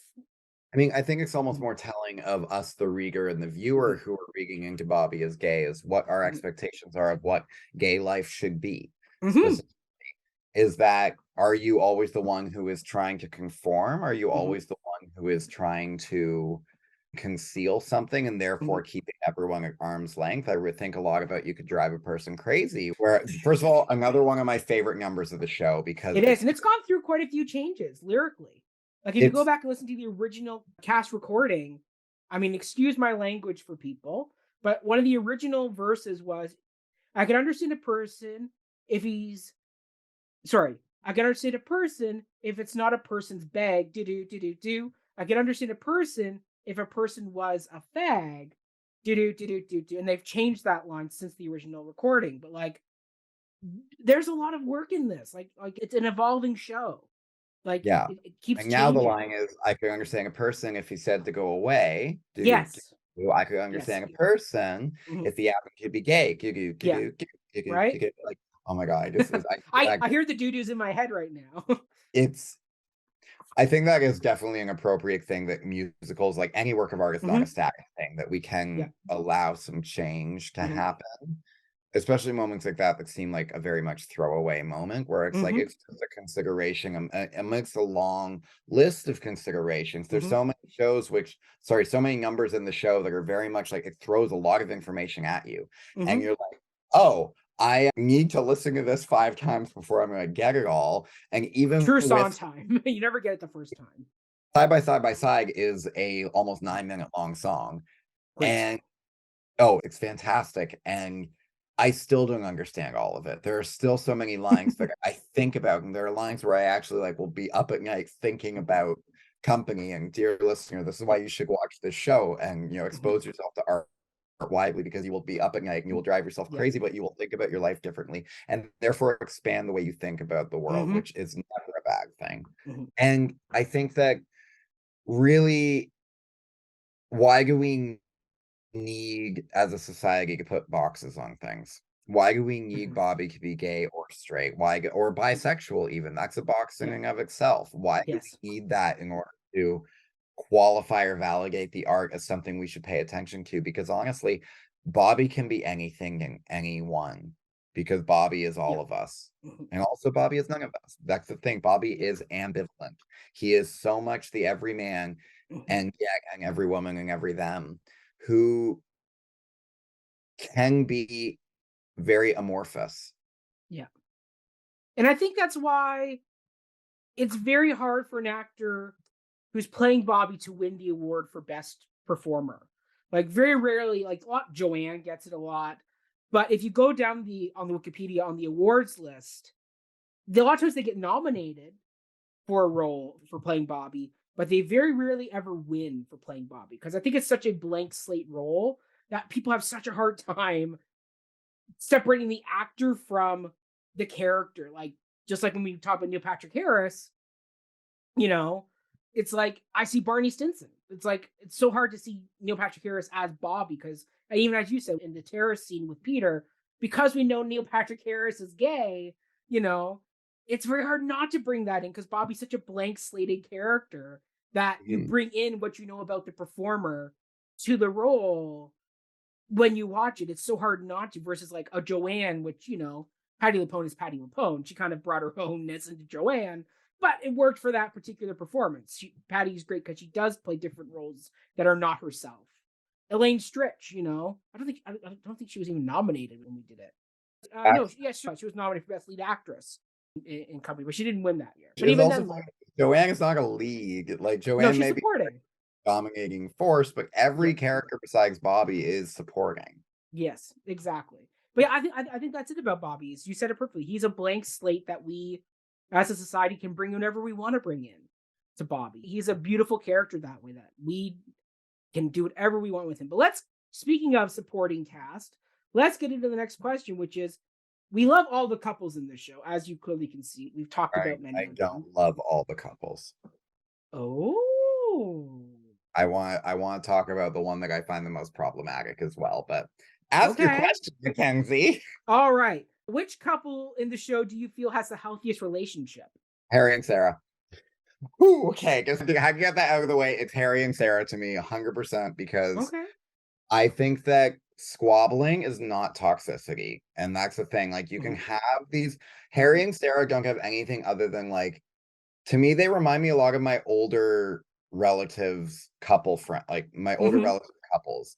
They bicker, they're on each other's case, they poke fun at each other, they have playful little jabs, but at the end of the day, they love each other very much, and they still go home together, and they still have passionate times together. As we said, they definitely hooked up after that karate. Absolutely, get it. They definitely had a night together. And I find that they have such a sweet affection for one another that is at one point, on one hand, coy, and in one hand, very, very sentimental. Like, you're always going to mention, like, if you can think about going over to any couple's house, you can think about the man being like, look at all these magazines she subscribes to. I don't know, why is she subscribing to all these magazines? Like, I don't get it. She can't read all of them. And meanwhile, he's trying to, like, play the macho role of, like, yeah, I got arrested once. I was like walking drunk a block from my apartment, three blocks away. 3 blocks away. Like, the kind of, like, overlap, that's why they're so delightful, is that I truly believe they love each other, and I truly believe they are there for one another 100%. So that's why I believe Harry and Sarah are the healthiest relationship in the play, because I can't, with good conscience, give the healthiest relationship award to any other couple in the play, other than honorable mention Susan and Peter. Okay. I would actually What do you think? Well, listen, I love all the couples, but I think for me, the couple that gets my healthiest relationship award is David and Jenny. Really? Yes. because Okay. they have a very deep understanding of each other and they have a deep respect for each other. Because for people who have not watched the concert, for some reason, are still watching us, but their scene is all about them smoking weed with Bobby, and they're having a great time. And at the end, basically, Jenny's going in, and Bobby says, "I could roll another one." And David and Jenny have a look at each other, and she says, "No, I'm okay. Thank you." And David looks at that and goes, "Nope, I'm okay as well. Thank you." And Bobby doesn't get it. But David explains it where he goes, "She did it for me. She tried it for me, but it wasn't for her. And I'm going to respect that about her. And that's okay." And there's a weird, it's not even a weird dynamic. It's just you can tell from the scene they have, these two have a very deep understanding of who each other are. I mean, anytime you procreate and have children, and you're sharing now not just your life, but looking after another person's life, because clearly they have multiple children, because they say kids, so there's at least two. There's a deep partnering that goes on there when you have to be raising another human being. And I think what really shows Quick shout out to the parents who have adopted. Yeah, You are exactly, adopted as yes. well. Quick shout out to those as well. Well, that's exactly. I mean, one of my favorite all-time couples is Mitch and Cam, who adopt Lily in Modern Family. They have a beautiful relationship and have a very deep understanding of each other. And I think that's the key. Is I love Harry and Sarah. They're kooky and they're funny galore. But for people who deeply understand each other and understand their quirks, and without having to say something, when the person knows, "I've had enough. I did it. I tried it. I'm willing to try something different, but at the same time, know my limits." I think that's a very deep level of relationship that not everybody gets to.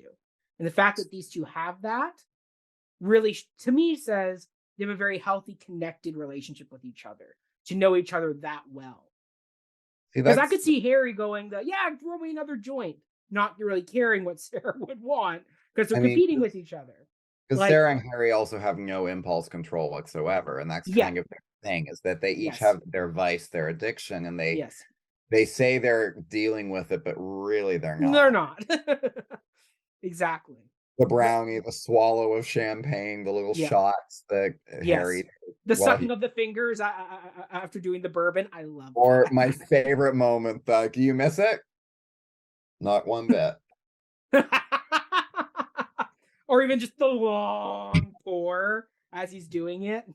Yeah, that is as someone who now works in a cocktail bar, I'm like, that's a lot of bourbon. That is a lot of bourbon. But yeah, so for me, I don't know, what are your thoughts on Jenny and David as a couple?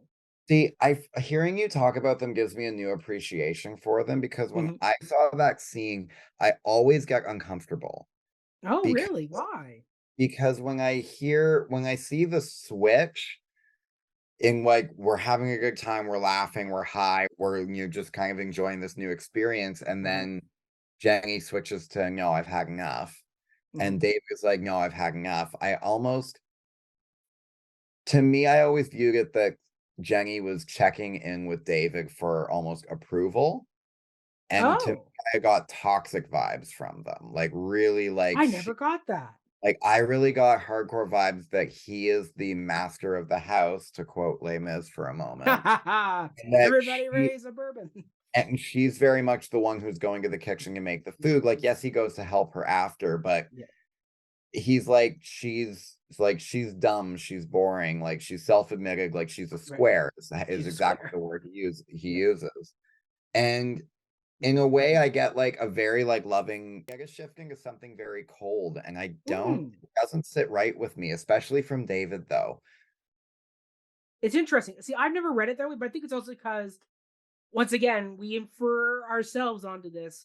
I see a lot of my parents in David and Jenny, where,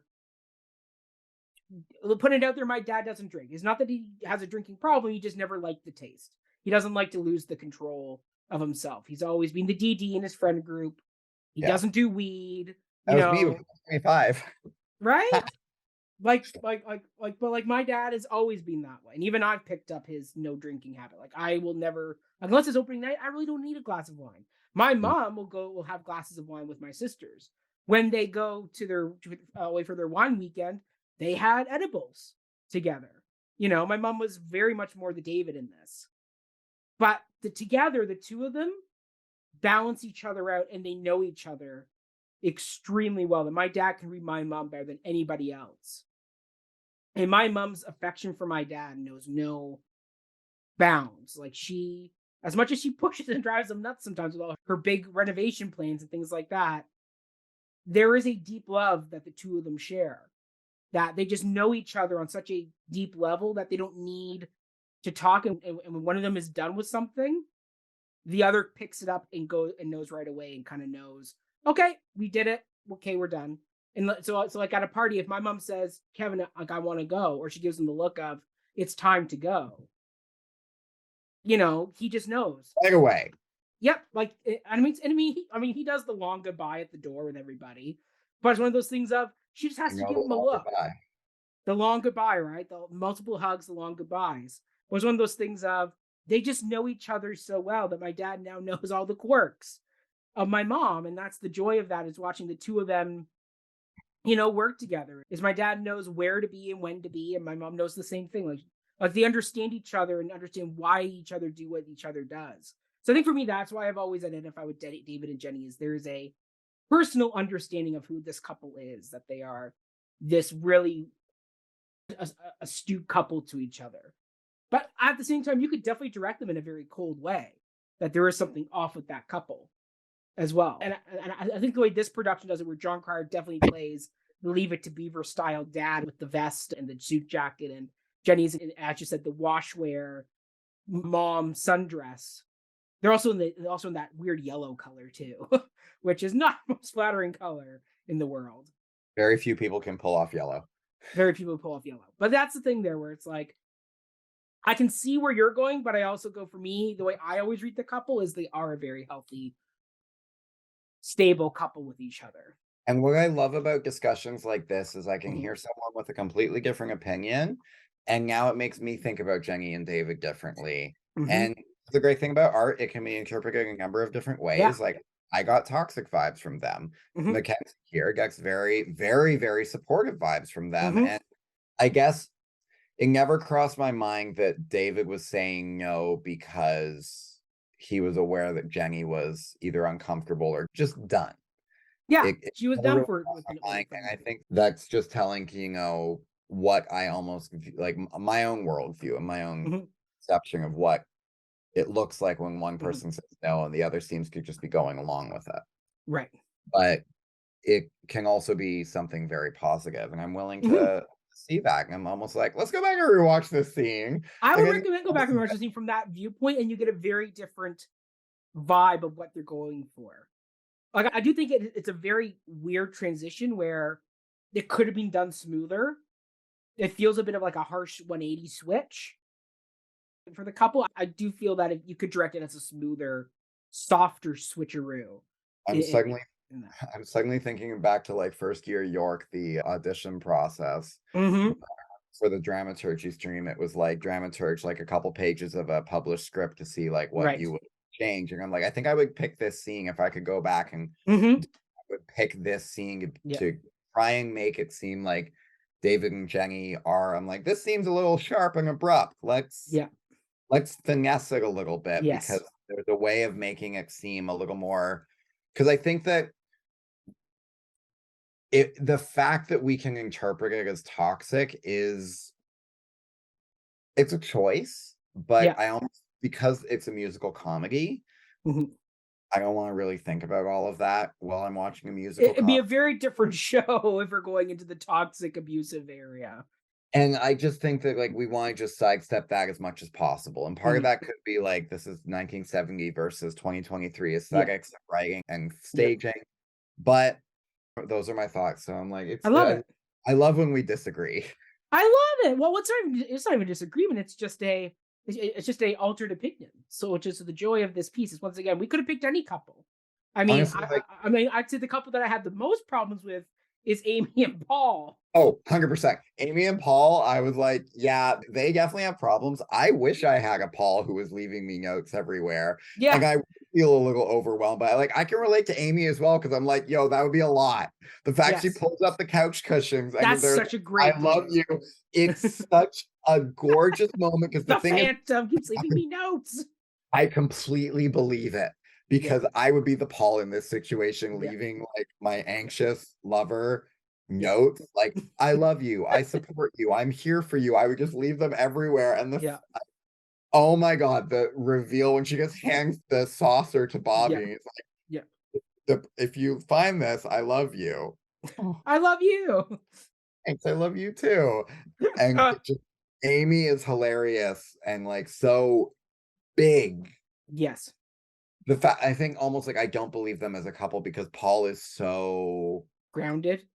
grounded that I'm like, yo, why do these two work? But I also completely understand why. Like, it's a weird thing of like not understanding, but understanding. And that's the show in general. I find every scene, it's like, I get it, but I don't. And that's why I keep coming back to Company year after year after year. Year after year. Year over and over, side by side. All right, let's get to the final question, though. Yes. What you mean? There is no final question with Company. We can keep coming back to Company. But it's one of those things of, do you feel this musical's depiction of queer topics are still relatable and relevant in this day and age? Because obviously the show was written in the 70s, a very different decade in time. As we said, the lyrics of You Could Drive a Person Crazy have been altered to not be as offensive as people could read them today if you read the original lyrics. It's one of those things of, Graeme, what do you think? I think that with some pleasure and some dissatisfaction, I say yes. Entirely, this play the reason why I love they took a very timeless approach to this production, and why the play does a great job of kind of sidestepping any grounding in a period of time, it is because it deals with such universal subjects. And I know that's something of a buzzword. It looks like, oh, this play is so universal. This one legitimately is, because every issue that each couple experiences is still experienced by couples everywhere. And all of the queer issues specifically are all still very present.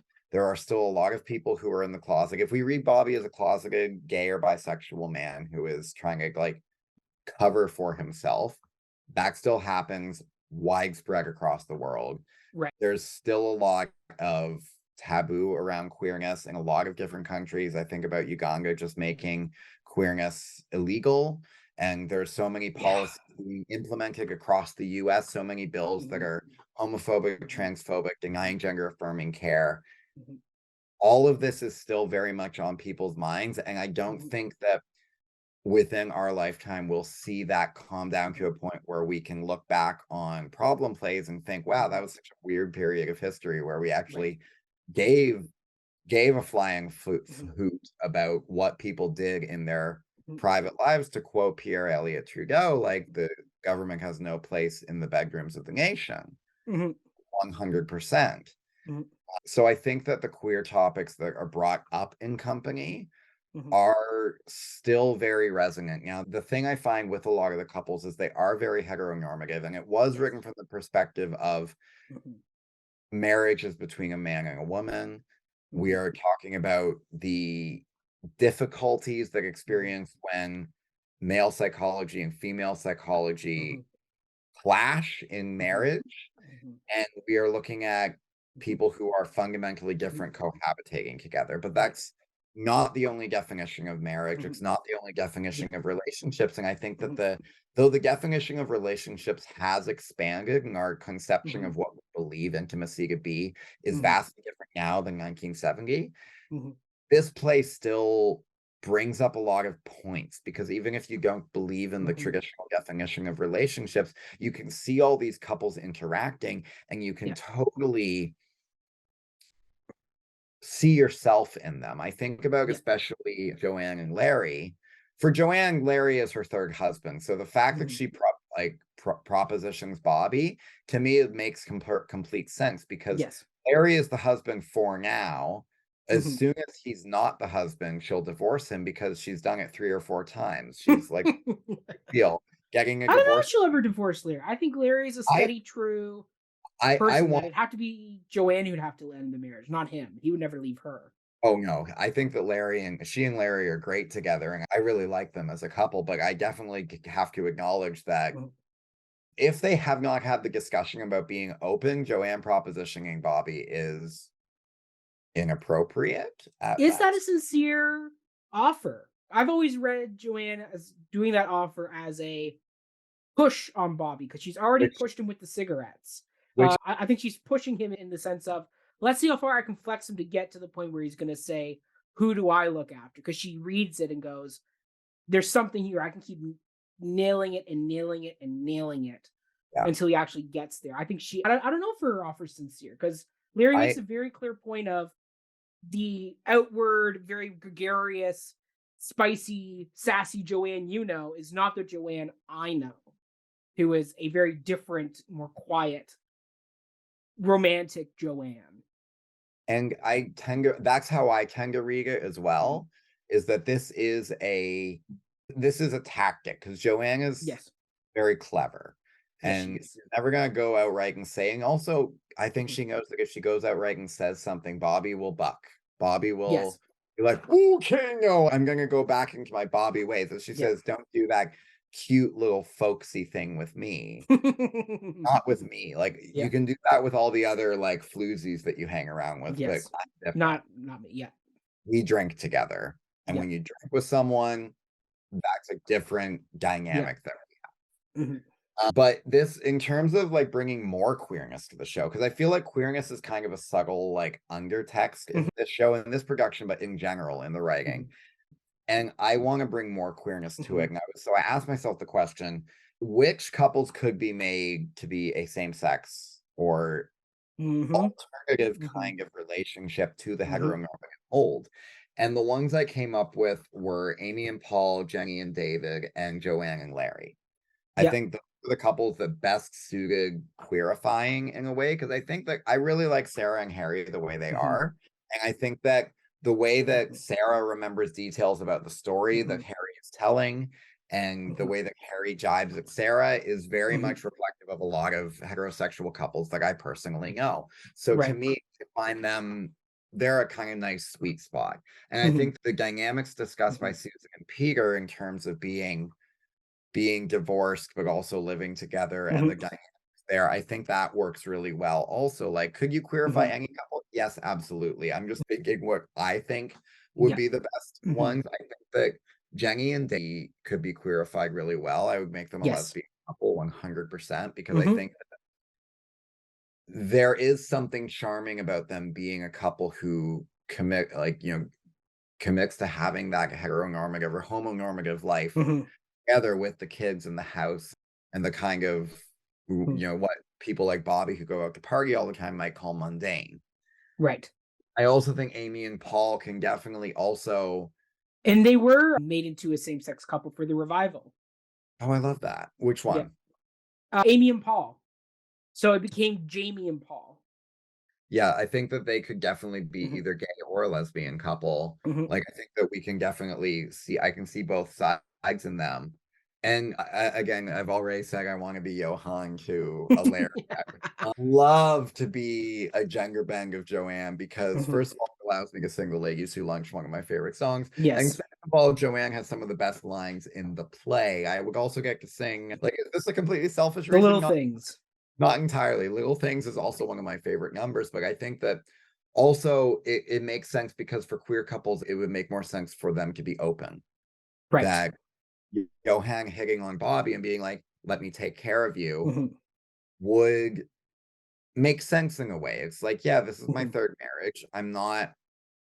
I don't really believe in monogamy anymore. Like, I stopped Mhm. believing that. And also, like, Joanne in general and describing, like, one thing I really respect about Joanne is like she really knows who she is and what she wants. Mhm. When she's, like, talking about her first husband, she's like, "I knew that I lived in New York, and I Yeah. Do knew you want to go move to Chicago? Be the butcher of Chicago.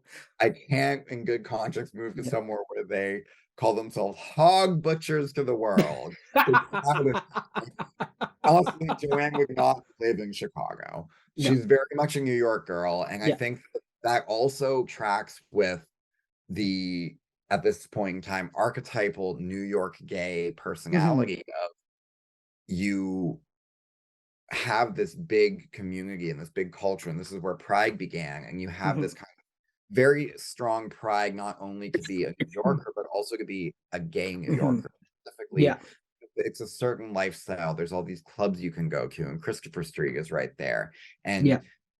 there's a lifestyle that is associated with it. And I can see Johann being a kind of one of those New York gays who's grown a little older and Yeah. has down and but is still kind of playing the field.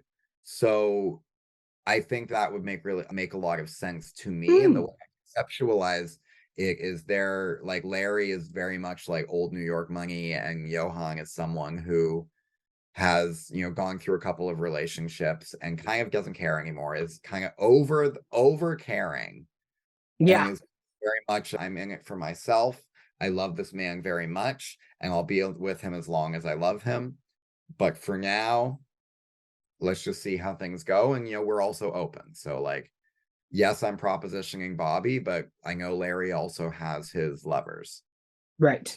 But to me, they're one of the couples that could do the gender bend so easily. But then, of course, that brings up the trouble subject of, you have to not cast a very powerful, like, female identifying performer as Joanne. You have to, like, being like, oh, now we're making this role, which is a very strong female role, as a male role, which, that's just about balancing, what you think is appropriate for the production that you have. But I think that if we're really after the New York of the show, having a couple that is like the New York gay couple of, a younger gay man and an older gay man, I think makes perfect sense. Yeah. I mean, for me, once again, I think you've hit up a lot of things I was going to say. Going through my bullet I love points when here. we agree on things. Right?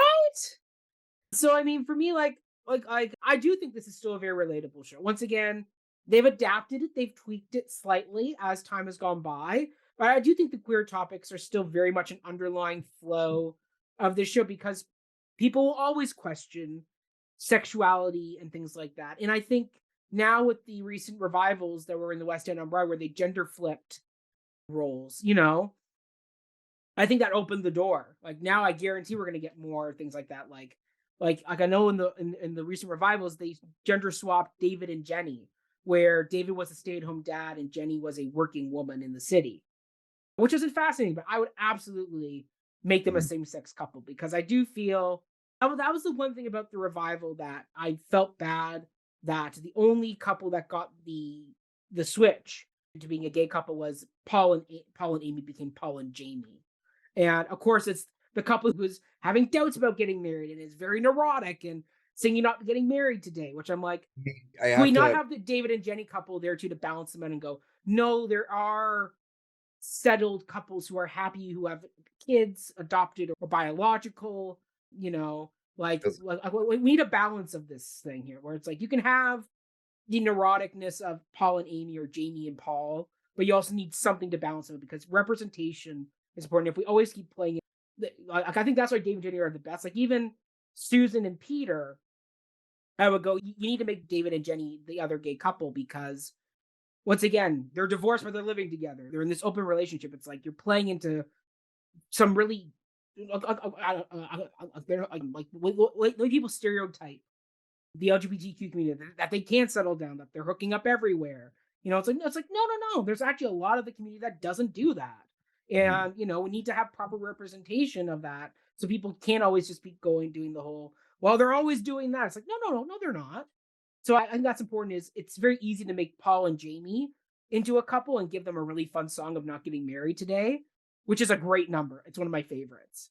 But it's also like you need to balance them out and give them another couple that represents the LGBTQ community in a positive, settled way. Because just as you said at the beginning, Graeme, like heteronormativity is something that even the LGBTQ community looks for. I mean, Mitch and Cam and Modern Family were all about that, right? Like, get settled, have the kid, have the house, have the career.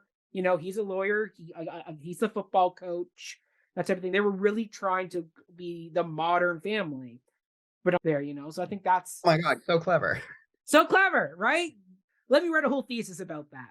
But it's one of those things of just That's the only thing where I noticed in the revival is I like that they were flexing more and playing with the roles, but I think they could have gone even a step further with that and given us a second gay identifying couple with Jenny and David, whether or not that's a lesbian couple, another gay couple, just something that doesn't just showcase the neuroticness, the comedy of look at these two gay people trying to get married, but oh, one of them can't commit. They're not getting married today, and they're having a breakdown. It's like we Yeah. all laughed in the theater because the actor Jamie, who was it? It was. Hold on, yeah, he's actually playing Fiyero in Jonathan Bailey.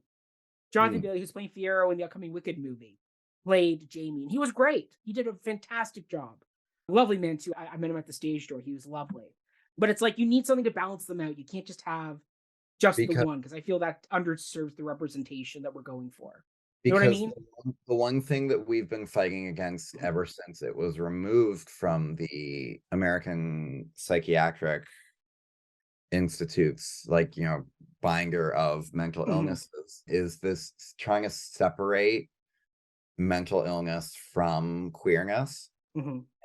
If you just make Amy into Jamie, that kind of plays into the same idea that, oh, someone's gay, there must be a problem there. There must be a mental illness there, which again leans right into the stereotype. So we can kind of see it as like the flaggy, frivolous gay person who is having problem with commitment and has issues and needs a therapist, and might have met Paul because, went to therapy and then they fell in love because Paul is a therapist, I believe, right? Is Paul's job as a therapist? No, Paul's not a therapist. Paul's just, but she says in getting married, she says, I called my analyst, but he said, I'll see you on Monday, but on Monday I'll be floating in the Hudson with the garbage. I'm not well, I'm not getting married, which basically means she's going to commit suicide. Or they're going to commit suicide, which was, again, very dark. And it's like, if you're going to have, like, it's fine if you want to make them into a LGBTQIA plus couple. That's fine, but you got to give some other representation too. It can't just be the one couple who's having the breakdown. Like, the that's one not couple, fair. we choose the couple that is having doubts and problems with it to make queer. Like that's the one thing that sits uneasy with me on that choice. But again, it's not a bad choice necessarily. Like, even though it sits bad with me because there's no other representation, we don't have a Jenny and a David or even a Joanne and Larry, because Joanne and Larry could most certainly be representative of a healthy, open relationship, which I feel like is also very hard to come to mind, because a lot of people think of open relationships and they think of the whole joke of like, okay, whose idea was it to open their relationship and who cries themselves to sleep every night? Like that kind of like, oh, open relationships happen because one person can't commit and one person wants to cheat and the other person wants monogamy, which isn't the case. There are healthy open relationships where people are like, no, we get a lot of things from one another, but there are a couple things that we don't get from one another. And it's not fair to expect that from one person. So we go elsewhere and we have people or like things that satisfy those needs elsewhere, but we still come back together at the end of the day. And I think that a same-sex Joanne and Larry could very much embody that healthy, open relationship. And, again, we could make all of these couples queer. And suddenly we have Bobby with 2 straight couples, 3 queer couples. And honestly, also let's gender bend some of the Marta, Kathy, or April. April could be a male flight attendant. Well, that's what they did in the revivals. Well, sorry. He's a male pilot, not a flight attendant, which I was like, why can't he be a male flight attendant? I think there's honestly a stereotype with flight attendants that the gay flight attendant who goes to every new city, opens Grindr and finds a hookup and then flies off to another city. That's a trope. That is. And no tea, no shade. Like it, girl. Like, honestly, if you're traveling around, you can go all over the world and see all these different people. Like, go for it. I'm not passing judgment, but that would be something that would be a very easy to me change to make. That is like not very hard. You can have someone who's pretty ditzy like April and like but is a male flight attendant. Why did it have to be? Oh, suddenly they're a pilot. Yeah, I didn't get that change either. I was like, just have them be a male flight attendant. They do exist in the world. I met many of a male flight attendant. They are lovely people. And you mentioned Marta being a trans or otherwise queer individual, whether that is intersex, gender fluid, or whatever. You could do whatever you want. Like, I would love to see Alex Newell do 100, like sing another 100 people get off of the train. They would be terrific in that. And, so if we had, like, different versions of lovers for Bobby, Mhm, it kind of really just doubles down on that ambiguity and mhm, queerness of the show, where we mhm. can create a very solid queer definition of what company is doing, where Yeah, we show all different kinds of relationships to yeah, really get back to, yeah. and, in making these changes, what might is that the production would get back to Sondheim's intention that this explores singleness and Yes. specifically singleness now, Mhm. not singleness in the 70s when this was originally staged. Because remember, this was not popular in the 70s. People didn't like Company when it was No, originally. yeah, it wasn't a big hit when it came out. It wasn't until its like 10-year anniversary concert that people had like Mhm, got kind of a cult following, and then people started liking it, and then it became the phenomenon it is now. But mhm. originally, people were like, "I'm not sure what's going on here, Yeah. but I like it." And I think it was just ahead of its time, and I think that we're seeing a lot more of the Mhm, nuanced discussion that Sondheim and Furth brought forward with Company now. So I think right. Company is a great production to be staged now because we know more, we think more, we question Yes. more, and we're open to different kinds of Mhm, relationships. And mhm, admittedly, all the couples are very different versions of relationships, and so I think we can just lean into really highlighting the individuality of each of them to really mhm. make this production something that reflects, that remains resonant instead of just saying, well, this is how things used to be. Right. No, no, they're still this way. Yeah. Mhm. Yeah, I think that's exactly it.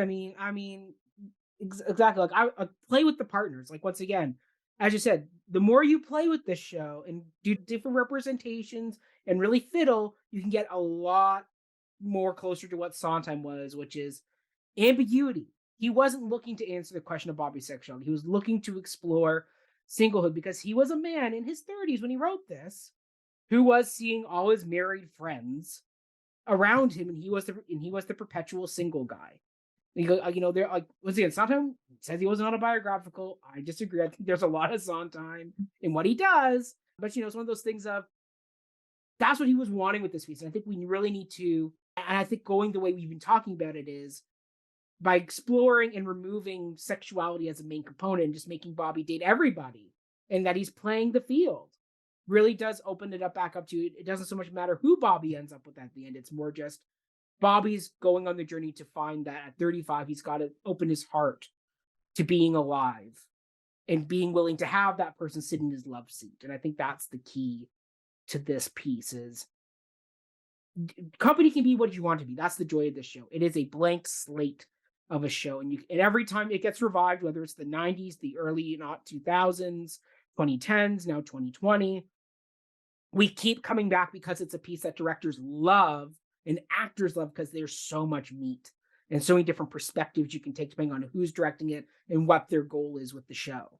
So Also, I that's my think the fact that it's a comedy also makes it yeah something that can remain really relevant yeah because humor never goes out of style. no And humor, it's also really amazing. Like we talk about how we don't want a musical comedy to be too dark. And I fear that makes me think that I don't want my comedy to be meaningful, which hmm is not the case at all. Because there are so many, like I've had more breakdowns after comedy plays than tragedies. hmm 100%. I go into tragedies expecting my life to be changed, and I'm generally disappointed because I'm like, yeah, that's what I expected. But I don't walk into comedies thinking that. And that's why the two plays that have made me have full-on panic attacks after seeing them were hmm Avenue Q and Book of Mormon. yep Because issues brought up in these goofy, silly comedy plays that people would look at and be hmm like, there's nothing to it. Because of where I was in my life when I saw the plays, yep I had to go away and process and think. And so I think comedy is the best vessel with hmm which to present important issues. hmm So I don't want my comedy to be devoid of darkness, but I think that it's also the best way to temper that darkness, make yeah it more palatable, and to get past people's defenses. Because again, if I'm going to see a tragedy, I'm expecting hardship, I'm yeah expecting tears, I'm hmm expecting, like, I just saw the Seagull of Soul Pepper, hmm and I'm expecting Constantine to be die morose the whole time and die yeah at the end. Spoiler alert.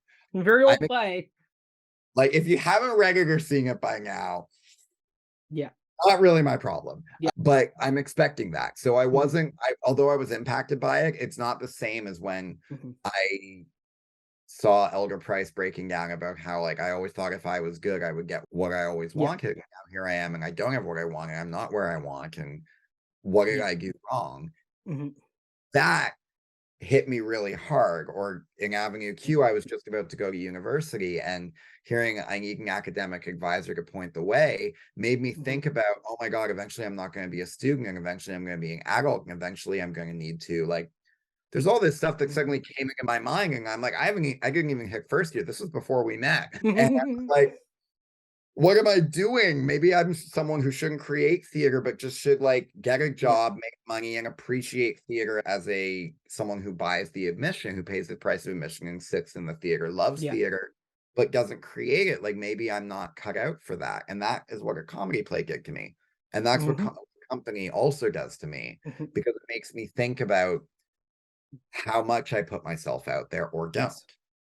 How much I am resistant to something that I say I want, and how much I actually want something. Because the thing I love about the ending is that I can't fully decide if Bobby has decided he's ready to be married, Mhm. or if he's just finally happy to be alone. Mhm. Because the whole thing is there's always all these voices nattering in his ear. Yeah. Eventually, when he does that, Bobby, Bobby, Bobby, stop, baby, Bobby, Bubby. we get silence. Mhm. And it's so refreshing after all of those choral moments Mhm. of company coming back, Mhm. that is Bobby smiling at the end, but he's like, "Okay, now I'm alone. Now I can figure out what I actually want," and Yeah. that might not be a relationship. Well, he ditches them. Like, that's the big thing is he ditches them for his birthday. And they do the whole, "Should we call him?" They're like, "Nope, we get the message, Yeah, I think we and you can should. read what you wanna read into Yeah. that ending." And I mean, for me, I will say I've cried more times at the end of Company than at the end of West Side Story. And West Side Story is a devastator of an ending. Like, a multiple endings they have there, whether it's the Anita scene or Tony and Maria. Like, I've teared up a few times, but the ending of Company and the being alive, that hits me every time. Now, maybe one day when I'm married and maybe hopefully have children, maybe the ending will hit me differently then, and I won't feel as, the way I feel watching that song as a single person, you know? But it's one of those things where you're right, like a comedy is very deceptive, and that's the joy of comedy. Comedy is just a exaggerated version. It's that one step too far where like you go from tragedy to it's a very thin line that exists there, and I mean that's the joy of a comedy is that is that you can get a lot of powerful messages in a piece that's deceptive about what it's going for. As you say, if you go into a drama knowing you're gonna cry or be put through the ringer, then it's not a big of a stretch for me. But the plays and the musicals that really hit you and go, oh wait a minute, this is like this is something different. This is, I mean, Annie. Annie's a beautiful show that actually has a lot of darker undertones when you're talking about society and why people do what they do. But when what Daddy Warbucks and Annie sing, "I don't need anyone else but you," something was missing. Warms my heart, makes me feel something because it's like, oh my god, here's a man who had everything, but the one thing he was missing was connection. He Mhm. was missing the human connection. And Miss Hannigan's plight of being this overworked woman in an orphanage with a bunch of kids, she's not a villain. She's someone who was just really in a shitty situation during the Great Depression. So it's one of those things where comedy can be very deceptive. I feel people don't give it enough credit. Which is why I'm so excited for the Tonys this year, where we have several musical comedies up for Best Musical because we haven't had a good musical comedy in a while. Something Wrong was my last really big favorite musical comedy that I thoroughly enjoyed. Book of Mormon, another one that I'm hoping comes back to Toronto soon because I would love to see it again. Yeah. Um, Oh, Book of Mormon was great. I Book of also I want to highlight the company, because it walks that line between comedy and tragedy. Like, there are so many moments that are bittersweet, and mm-hmm. that imparts a very campiness to it. Yes. It has a camp aesthetic, which camp is the most queer aesthetic and queer form of comedy, Mm-hmm. because it does, you at times aren't sure whether you should laugh or cry. Mm-hmm. And Company does that in spades. Yeah. It's just, Yeah. it's flawless how it makes you feel so many things. And yet it's amidst this scene where you're also laughing because it's so ridiculous. I think especially about Amy and Paul, I was about to say where the Amy and Paul scene. It's funny Amy until it's not anymore. Amy is so frantic the whole Mm-hmm. scene. And then we're all kind of laughing because we're with Bobby and Paul, who are just on the couch drinking boiled orange juice. And we're just like, what's going on? And Amy is going about like, look, I have notes, and look, all these things, and oh my God, like I was brought up like Catholic, and like now I'm marrying a Jew, and like I want that Jew. I want that Jew. Like there's Yeah. so many moments that are just so Yeah. funny in that scene. But then it's devastating when she says, I'm being serious. I'm being very serious. And I don't think I can do this. there is something that's very camp about Company as a whole, because even like in Harry and Sarah, we see moments of like how people say something and do another. And Yeah. that's something that's hilariously funny Mm-hmm. and very relatable. And we're not entirely sure how to feel about it, because we look at Sarah snarfing that brownie and Harry taking that shot and licking his fingers, and we're suddenly like, Yeah. oh, that's making me think about myself and what Yeah. I say I do, but actually don't. Yeah. Hmm. Hmm. That's uncomfortable. Yes. Like, it makes you uncomfortable, but at the same time is giving you enough laughs that you're soothed at the same time. Yeah. It's like a Yeah. spoonful of sugar helping the medicine go down. Snaps to that, Graeme. And on that note, I think we could keep going on Company for a while, but I think we do need to end it here for now. Who knows? If Company comes to Toronto, Graeme and I will absolutely do a duet review. We'll do a Cup of Hemlock on the ground. Yes. Like, we'll do a live podcast. A live podcast right outside the theater. Oh my God, could you imagine? I love it. I love it. But Graeme, before we go, where can people find and follow you? So you can find me on Instagram at Instagram999. That is comedy. that's Graeme spelled Graeme. It's like the cracker, but not. And that is where you can follow me and see most of my updates. You can also find me on Facebook at Graeme McClelland, just spelt as my name is, which I'm sure will be down in the description, dear listeners.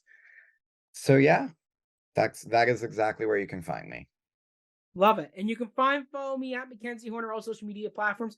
If you want to hear more about Company, you can check out my episode on Before the Downbeat, a musical podcast where Autumn Smith and I did a deep dive into the creative team, the production history, and once again, just the big plethora topic of the musical Company and all the songs. And so that's a fun hour and a half episode there if you want to check that one out as Definitely might listen to that while I'm cleaning the apartment later. Do it, Graeme. Do it. It's a great episode. It's one of my favorites, actually, by far. That and Merrily, we did that in season 1. Those were our first 2 Sondheim shows.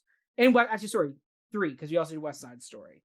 But Merrily Company are more Sondheimian than West Side. Anyway, but there we go. Yeah, follow me at Mackenzie Horner and also at Before the Downbeat, a musical podcast. And everybody, stay healthy, stay safe, and we will see you all in the next episode. All right, Graeme, I'll drink to that. Another vodka stinger.